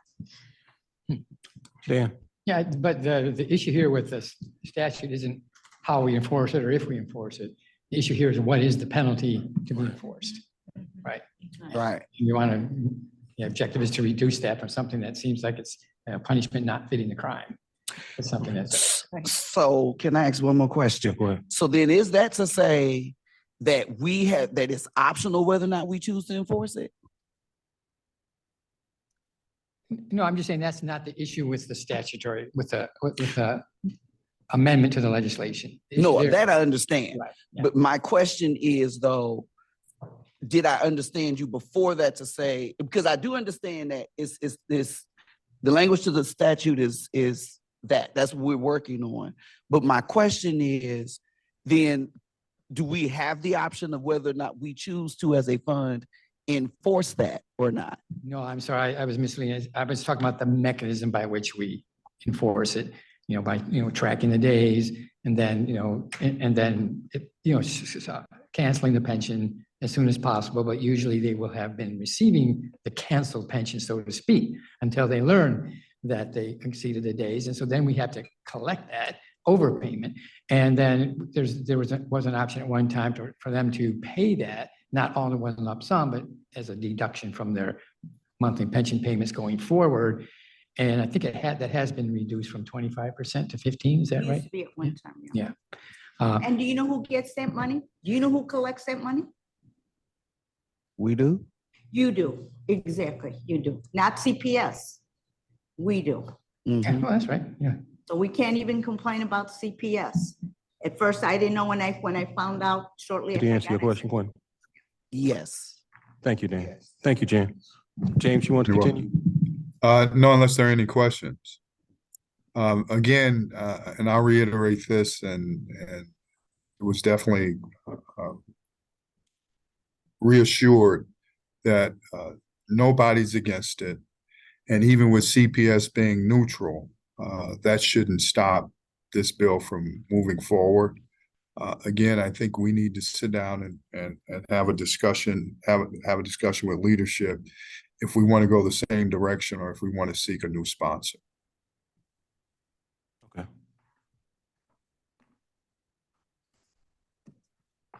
I'll just upgrade our neutral to support.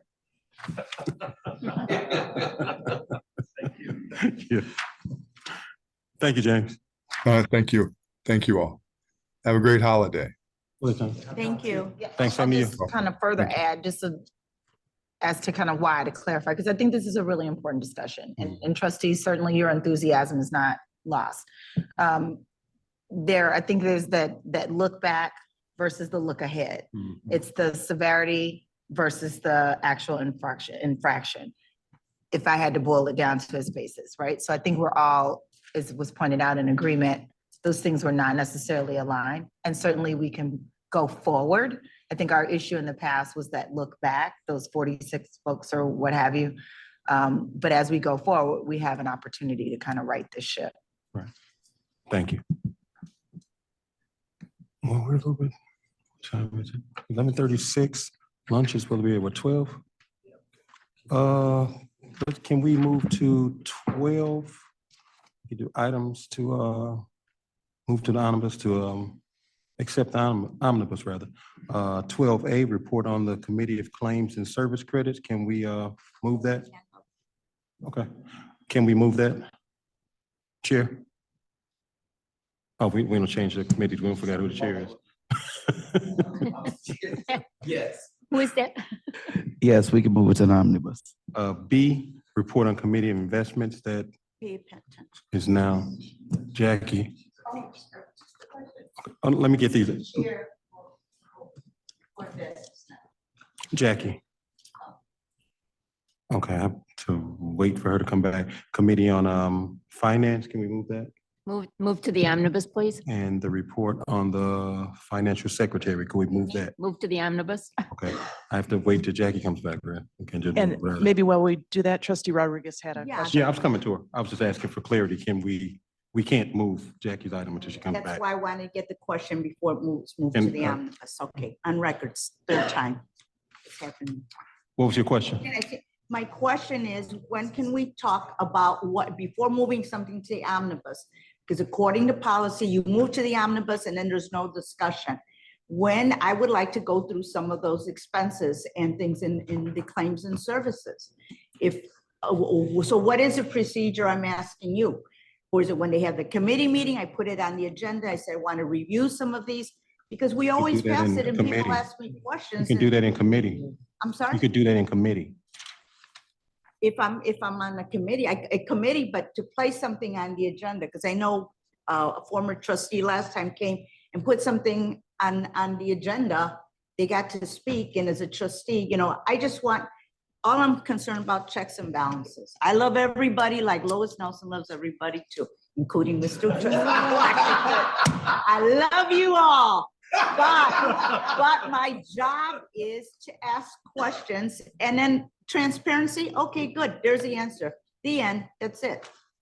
So my question is, President Blackwell, when is the best time to ask and go through over some of the expenses in the During budget? committee. During committee? Okay, thank you.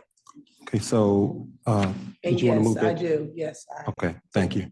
So all 4 items, so I'd like to entertain, I don't need a motion, right? Just always forget on that. Entertain a motion to approve the omnibus, So accept the moved. omnibus. So move. Love you guys. I said it first. A second. Motion was made by trustee Riley, seconded by trustee Washington.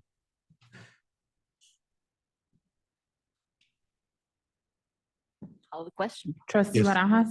Yes. Trustee Blackwell? Yes. Trustee Nelson? I'm not sure about some of these, so I'm gonna say no. Trustee Ochoa? Yes. Trustee Price Ward? Yes. Trustee Riley? Yes. Trustee Rodriguez? No. Trustee Vincent? Yes. Trustee Washington? Yes. Trustee Woods? Yes. 8 ayes, 2 nays. Thank you.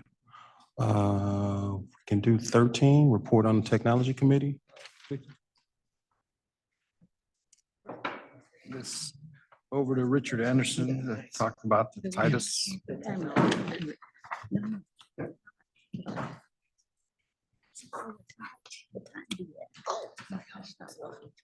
Okay, thanks.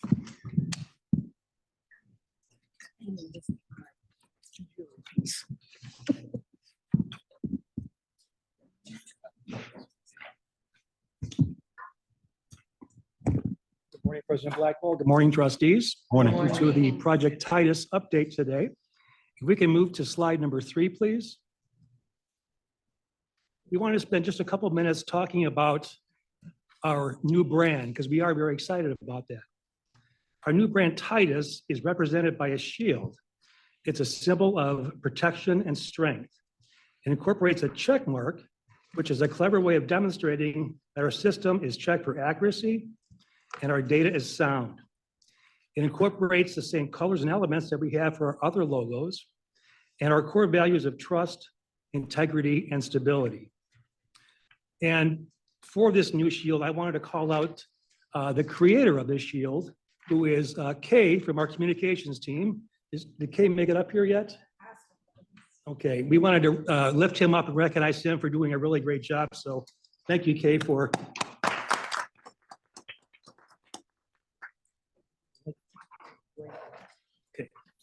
Okay, next slide, please.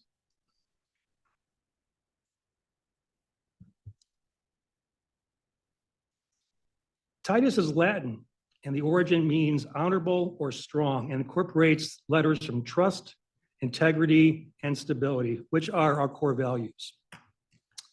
Along with the brand, of course, we have to have a mascot, and now we have Titus the dog. Okay. Okay. So if we can move to slide number 6, please. So this is our journey slide, and we've inserted Titus the dog into the journey slide. If you remember in the last meeting, we retired the school bus, which was our mascot. I'm gonna need a dog. But today we want to introduce a new mascot. Okay. And we thought about this. We thought Titus is very important to the project, but we want to just introduce a stuffed dog for our symbol. We decided no. We decided we wanted to have Titus's paw prints as our symbol, because this represents the journey. This represents where we've been, and more importantly, where we're going with Titus. So this is our gift to the trustees today. I'm gonna put it right next to my bus. That's what I was gonna say. Doesn't take much to make me. Thank you. Thank you so much. This is cute. And thank you for these notebooks. Look at this. I'll put mine in my. You are just getting to be really entertaining here. I love it. Yeah. Takes so little to make us happy, right? Yeah. We're simple. That's for me, I know. Mr. Kay is here. We're And gonna Kay bring Kay did up. join us. So Kay, thank you very much for the symbol for.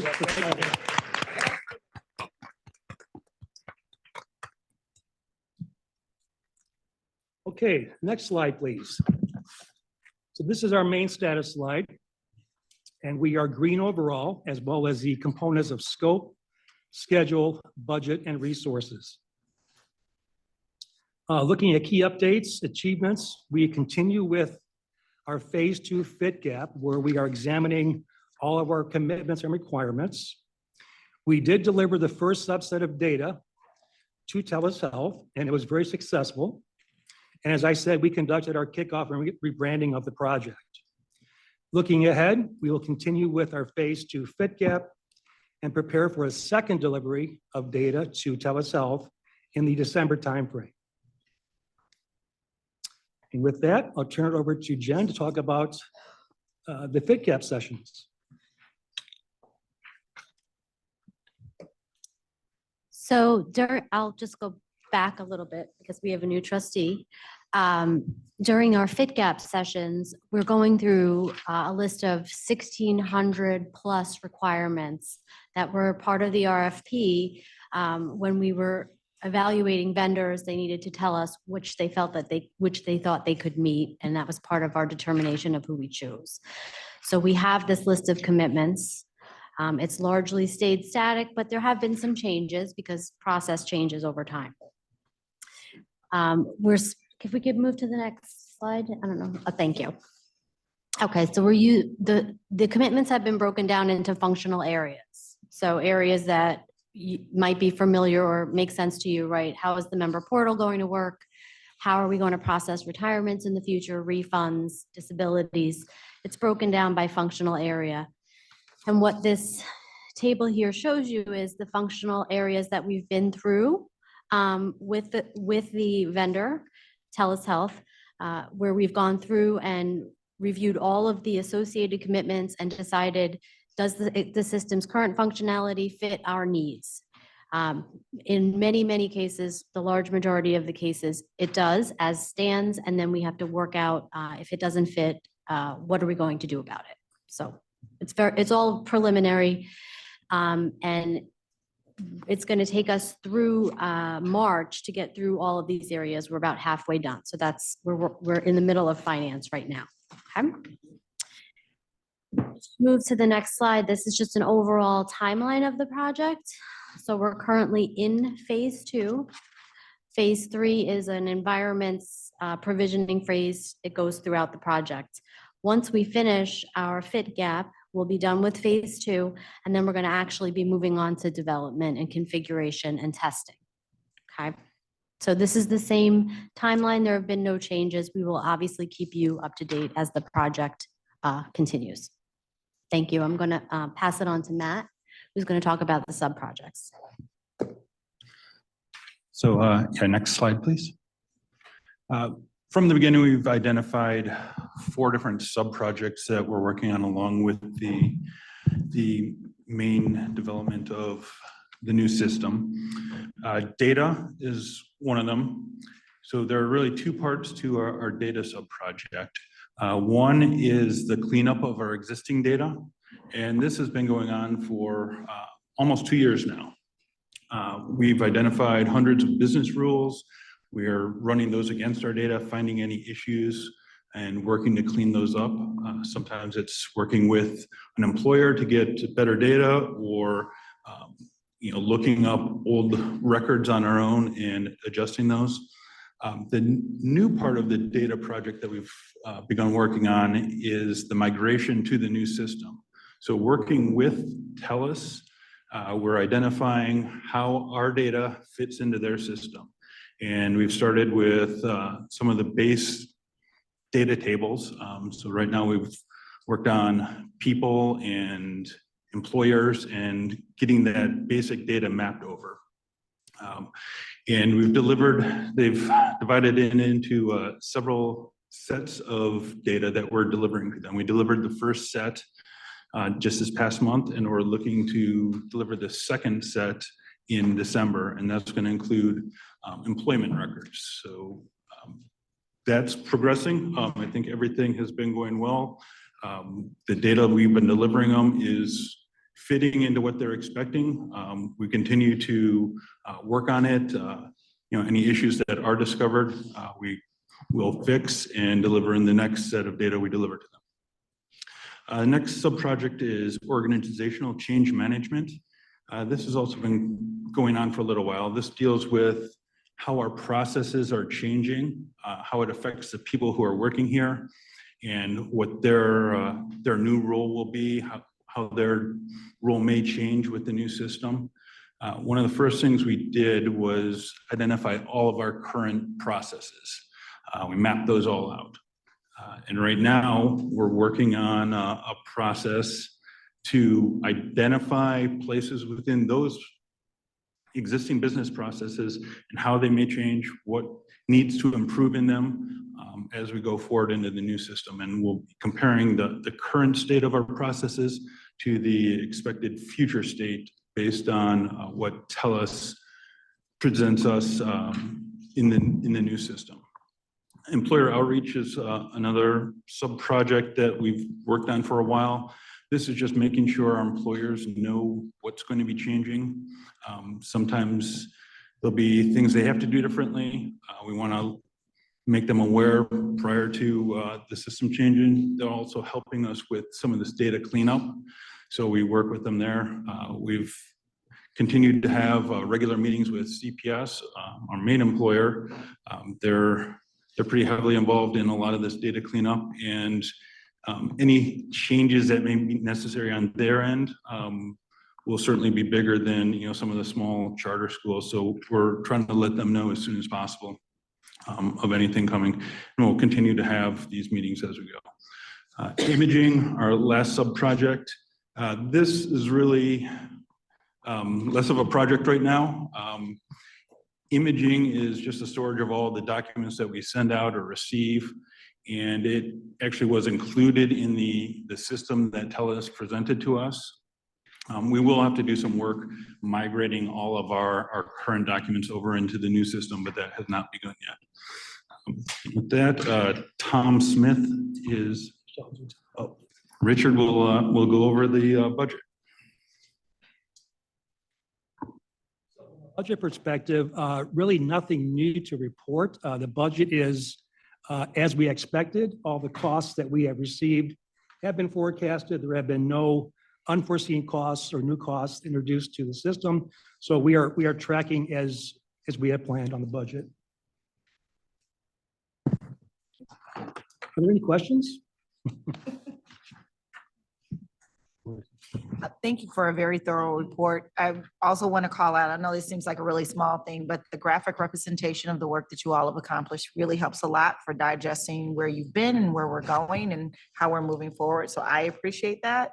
As far as your comments about the data sharing are not taken, lightly at all whatsoever. And I know on our side at CPS, we're doing everything that we can to make sure that you all get that data that in many instances is even difficult for us to obtain from the charter school. So we'll continue to talk, as I'm sure our teams have been doing, but to prioritize that as well. Thank you. Thank you. Paula. I just had a question about how are those quarterly meetings with CPS going, in your opinion? They've gone very well. We think we have one coming up in December, and we've had good participation. We have good discussion, and we're looking forward to those continuing as they have been. I'll add, aside from those quarterly meetings, we also have regular meetings with CPS where we just talk about ongoing issues, and we do include a lot of our data cleanup issues in those regular meetings. Yeah, I was just going to briefly mention that we met with the board president yesterday, and one of the topics that came up was Titus project. And they mentioned that they have it started and they're very close to finalizing a vendor for their ERP system, which will help us get cleaner data. And their anticipated go live is in 2025, which is ahead of ours, which is a plus. So I guess my question is like a security base, because it seems like we're moving from like a closed system to a more open system. Correct me if I'm wrong, but what additional security measures are in place? Because we know, information can be hacked all the time, but how are we, what are we doing to make sure that we're not hackable in a more open system? It's not necessarily more open. We will have a member portal, which we do have today. Some of the functionality will be expanded.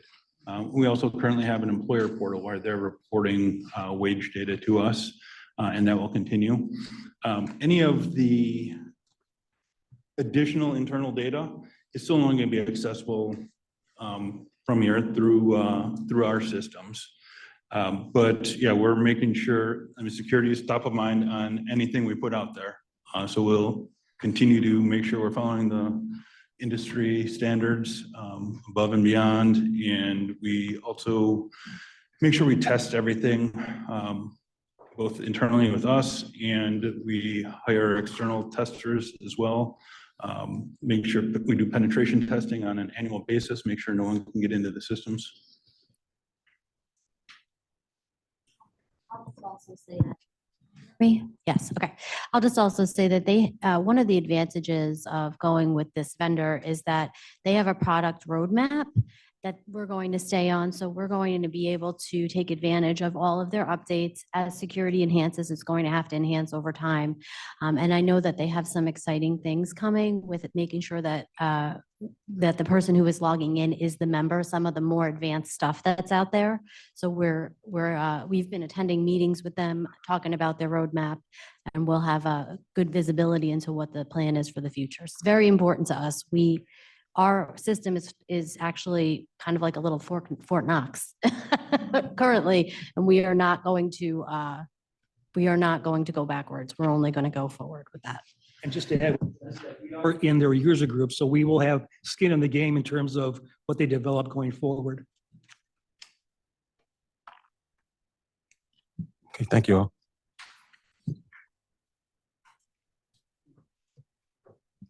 Thank you for the gifts.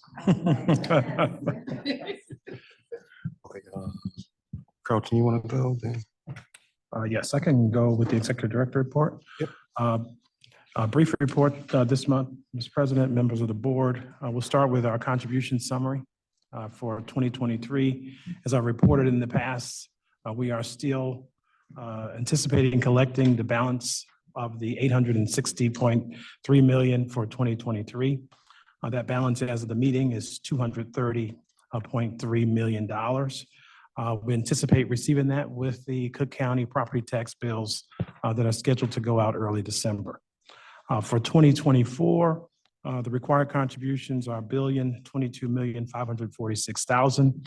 To date, we've collected $117.3 million, leaving a balance of $905,266,000. For the investment update as of September 30th, 2023, as we shared with the chair this week, the portfolio totaled $11.3 billion.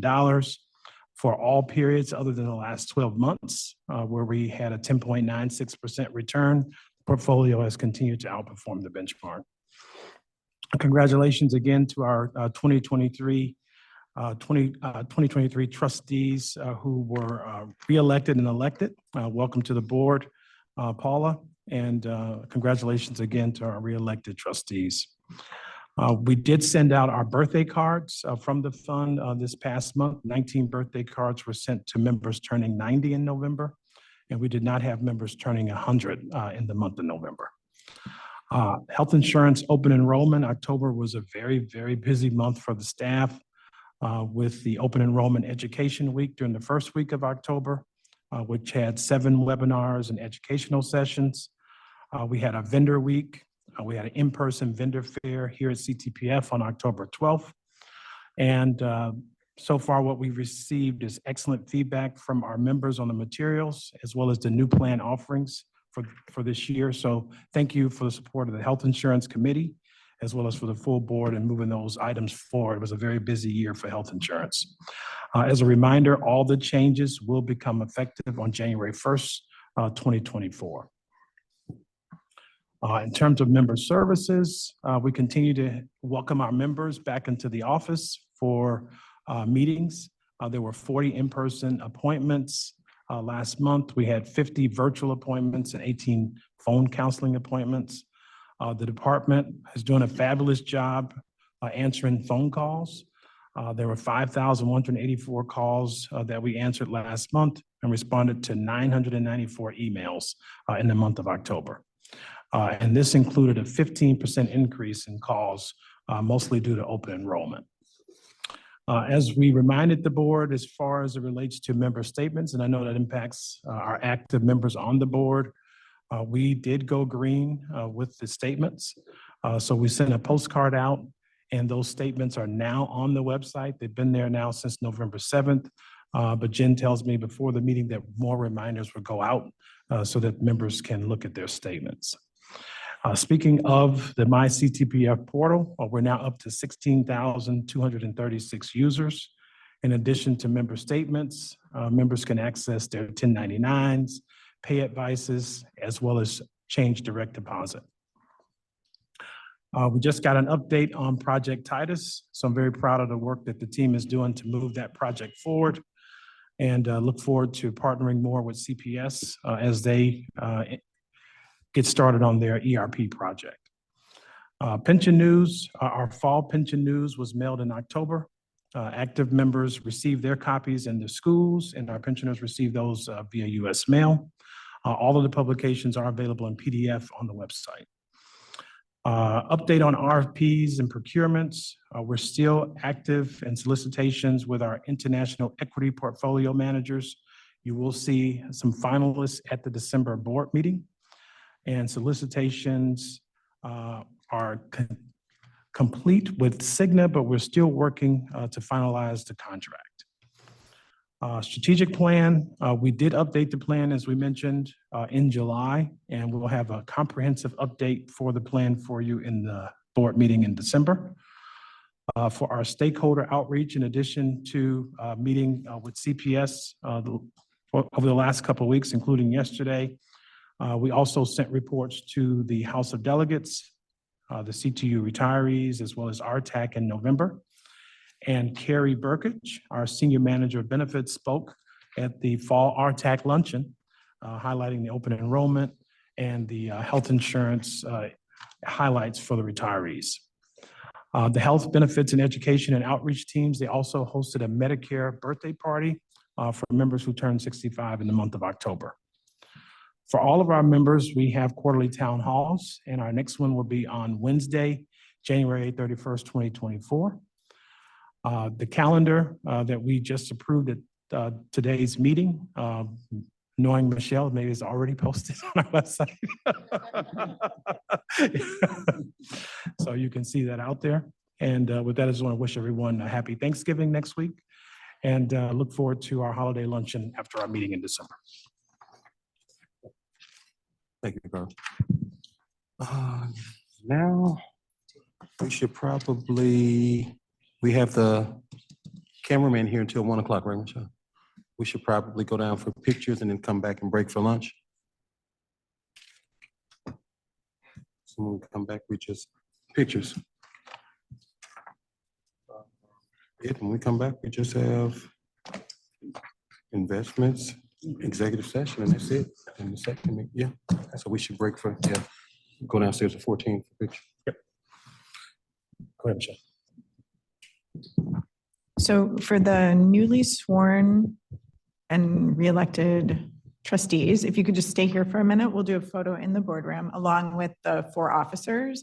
If you've not had an individual, if you're not in that group and you want to go have an individual photo taken down on 14, that would be great. But I'm going to do the photos here just so we stay in the boardroom for the people who were just sworn in and the new group of officers. Okay. And for the rest of us, what do you want us to do? Take a picture. Oh, you did it already. Overachiever, I guess. It's freezing in here. You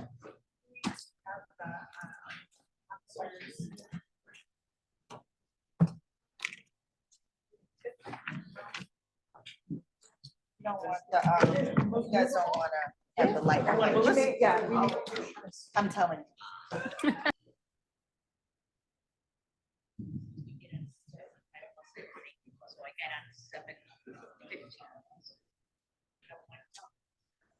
Thank you.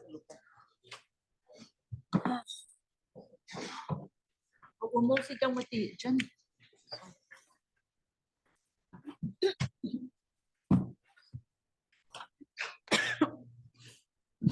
Oops.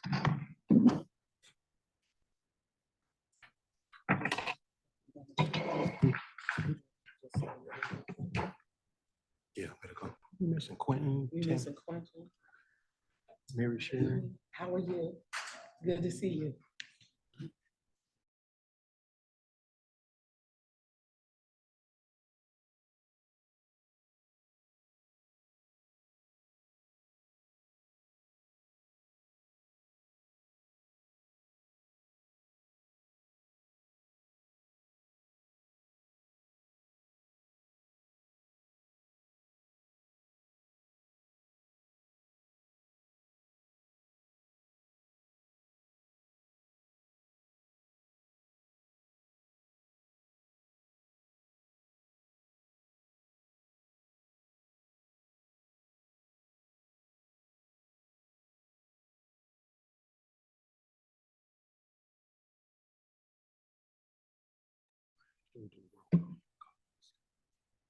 Roll call. Roll call. Trustee Barajas. Here. Trustee Blackwell. Present. Trustee Nelson. Thank you. Trustee Ochoa. Here now, so probably warmer. Trustee Price Ward. Present. Trustee Riley. Present. Trustee Rodriguez. Present. Trustee Vincent. Present. Trustee Washington. Present. Trustee Woods. And for the record, trustee Ochoa is present. Thank you. You want to call my name again? Have you recorded trustee Nelson? Present, okay. You're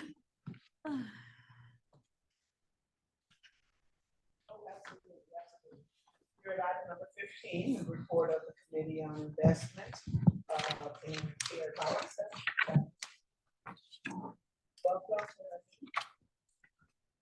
Thank you so much. Can you hear me okay? Okay, great. Oh, thank you. Thank you. Good afternoon, everyone. So we'll get started with the review of the real assets portfolio. And to start off, we'll do a brief overview of the real estate market and then move on to an update on the CTPF real assets portfolio. Next slide, please. Thank you. So in the third quarter of 2023, appreciation returns across all property types were negative, reflecting the continued valuation correction in real estate values as a result of higher interest rates. Income returns, however, stayed positive for the quarter across all property types. Following slide, please. Redemption queues for large Odyssey funds remain elevated due to the denominator effect. However, the queues are increasing at a slower rate. Dry powder for real estate is about $250 million and is earmarked mostly for value add, opportunistic, and real estate debt investments. Next slide, please. It's down to 8%. Moving on to property sector performance. Overall, office vacancy rates remained elevated and increased slightly, but NOI performance has varied greatly across office. For the apartment and industrial sectors, fundamentals remain relatively strong in spite of slight increases in vacancy and slight decrease in NOI growth. Grocery anchored retail, as well as alternative sectors like self-storage and manufactured housing, excuse me, maintain relatively strong fundamentals. Next slide. Given the rise in interest rates, buyers and sellers continue to differ in terms of pricing, which has created a gap in the bid-ask spreads. And the result of that has been lower transaction volume for real estate during this quarter. So moving on to the CTPF portfolio, the real estate portfolio comprises of 11.3% of the plan's value, which is above the plan's real estate target of 9% and within the plan's target range for real estate of 6 to 12%. Unfunded commitments total to just over 1% of the plan's value and include a few funds that are currently calling capital. Additionally, the plan committed to a follow-on fund of one of the existing managers at the end of the second quarter, and that was Long Wharf Fund 7 at $30 million. Next slide, please. The portfolio remained diversified across US regions, and the emphasis is on the Western markets. Regarding property type diversification, the portfolio is underweight office and is overweight industrial compared to the Odyssey index. The portfolio also has a higher allocation to alternative property sectors like self-storage and data centers compared to the Odyssey index. And finally, the plan's retail exposure includes grocery anchored retail, which is a subsector that has outperformed over the recent quarters. For the trustees, the following slide shows the planned sector and geographic allocations have resulted in the portfolio outperforming over the second quarter of 2023 and also over the 1, 3, 5, and 10-year time periods relative to the Odyssey. Notably, one of the plan's recent commitments is to a manager that focuses on stronger performing sectors like industrial, multifamily, and grocery anchored retail. It's worth noting that the underperforming funds are the ones that are actually winding down their portfolios. And with that, we'll move on to cover infrastructure.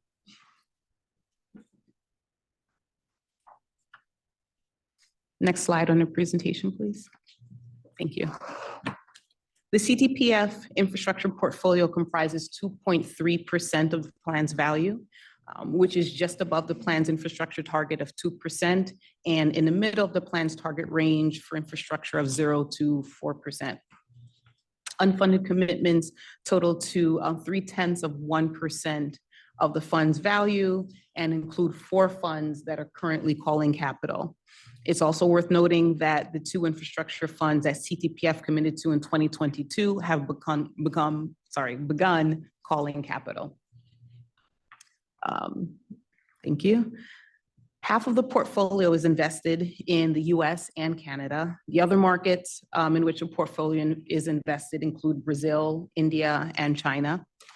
59% of the plan's infrastructure portfolio is allocated to utilities, renewables, and transportation.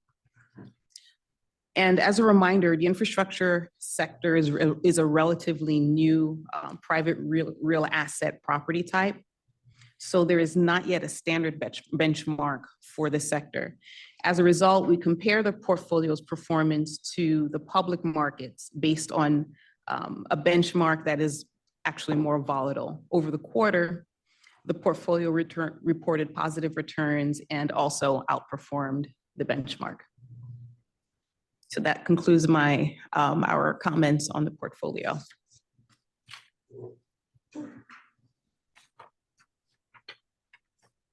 Questions? So just one question, Bernie. What are we seeing in terms of office space? Are we starting to see conversions yet as the values start to get marked down? Well, in terms of conversions, there are some players out there that are trying to look and see where that could be possible. And there's a very small sort of subsector of office properties that would be sort of valid for converting. That being said, we're not seeing that in aggregate as of yet. So a lot of the trends that we're seeing in office are persisting currently.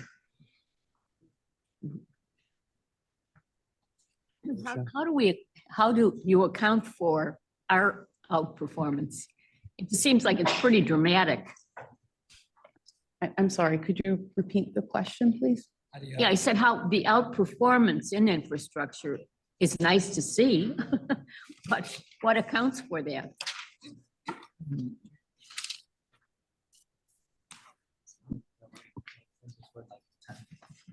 Hey, Bernie, this is Lauren on the line. I can kind of help answer that question.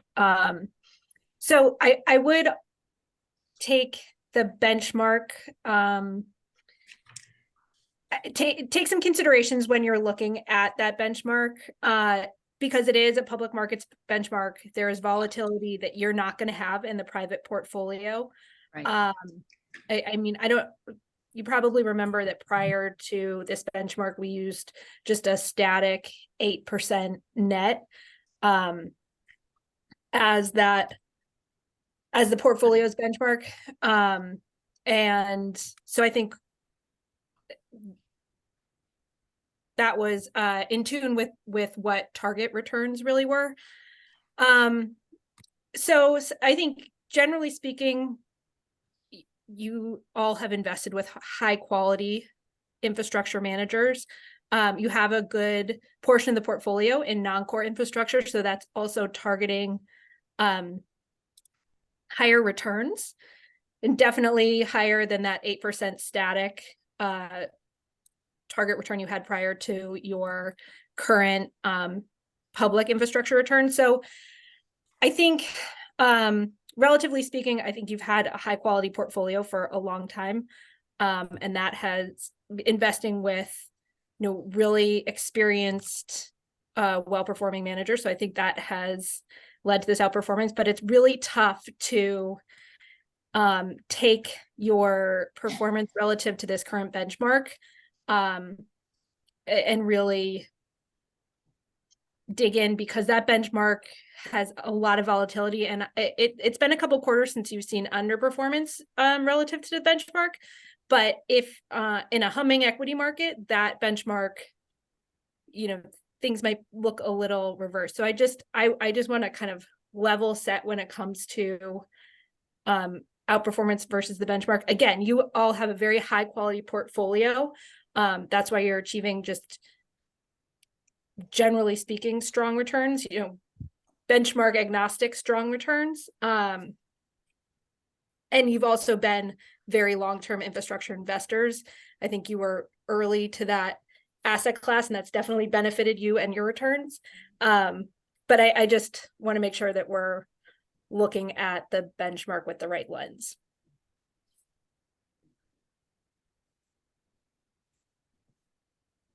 Anyone else?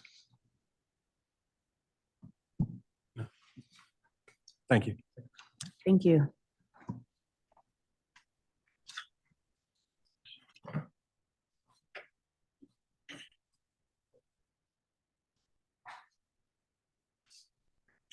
Okay, that now takes us to 16, executive session. We have to go to executive session for purposes of executive session minutes and litigation matters.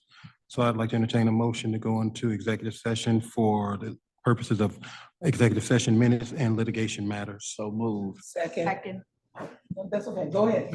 Okay, motion was made by trustee Washington, seconded by trustee Rodriguez. Yes.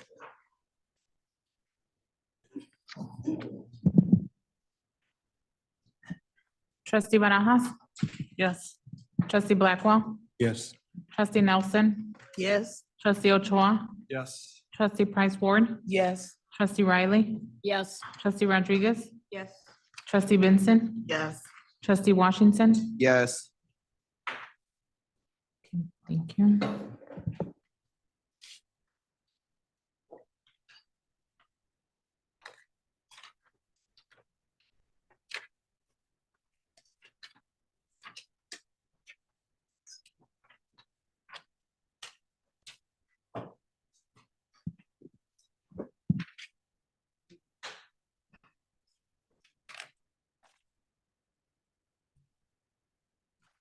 Not yet. It's recording on Zoom, but not in the room, so give me a second. Let's go back here, what I have. Let me.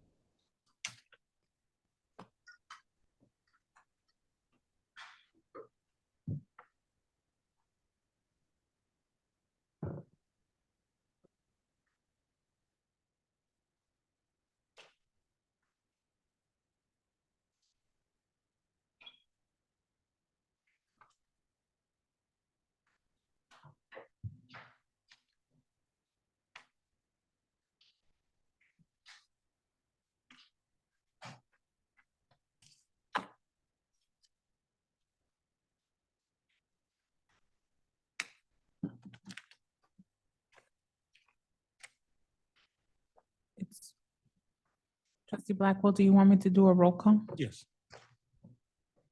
Trustee Barajas, Here. trustee Blackwell, Present. trustee Nelson, Here.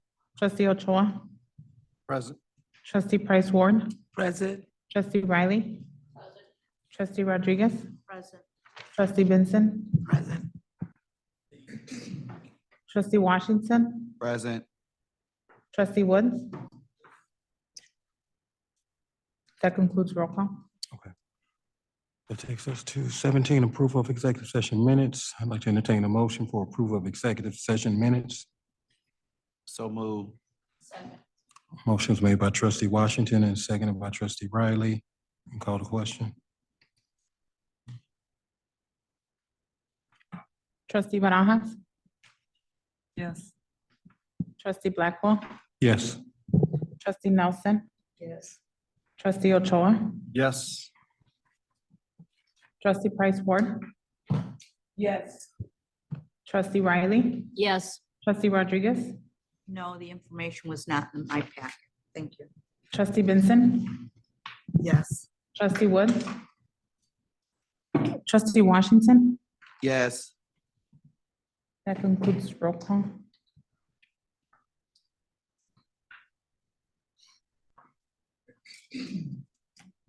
Unfinished business? New business? Motion to adjourn? So moved. We have one unanimous motion. Can we do that? Can we do that, Carolyn? Just one? Fastest no from Carolyn ever. That's what made it so funny. Do all in favor?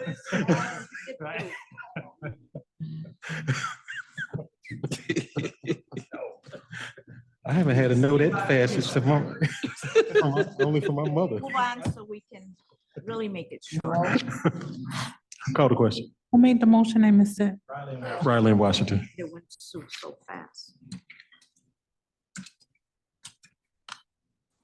Trustee Barajas, Yes. trustee Blackwell, Yes. trustee Nelson, Yes. trustee Ochoa, Yes. trustee Price Warren, Yes. trustee Riley, Yes. trustee Rodriguez, No. trustee Benson, Yes. trustee Washington, Yes. trustee Woods,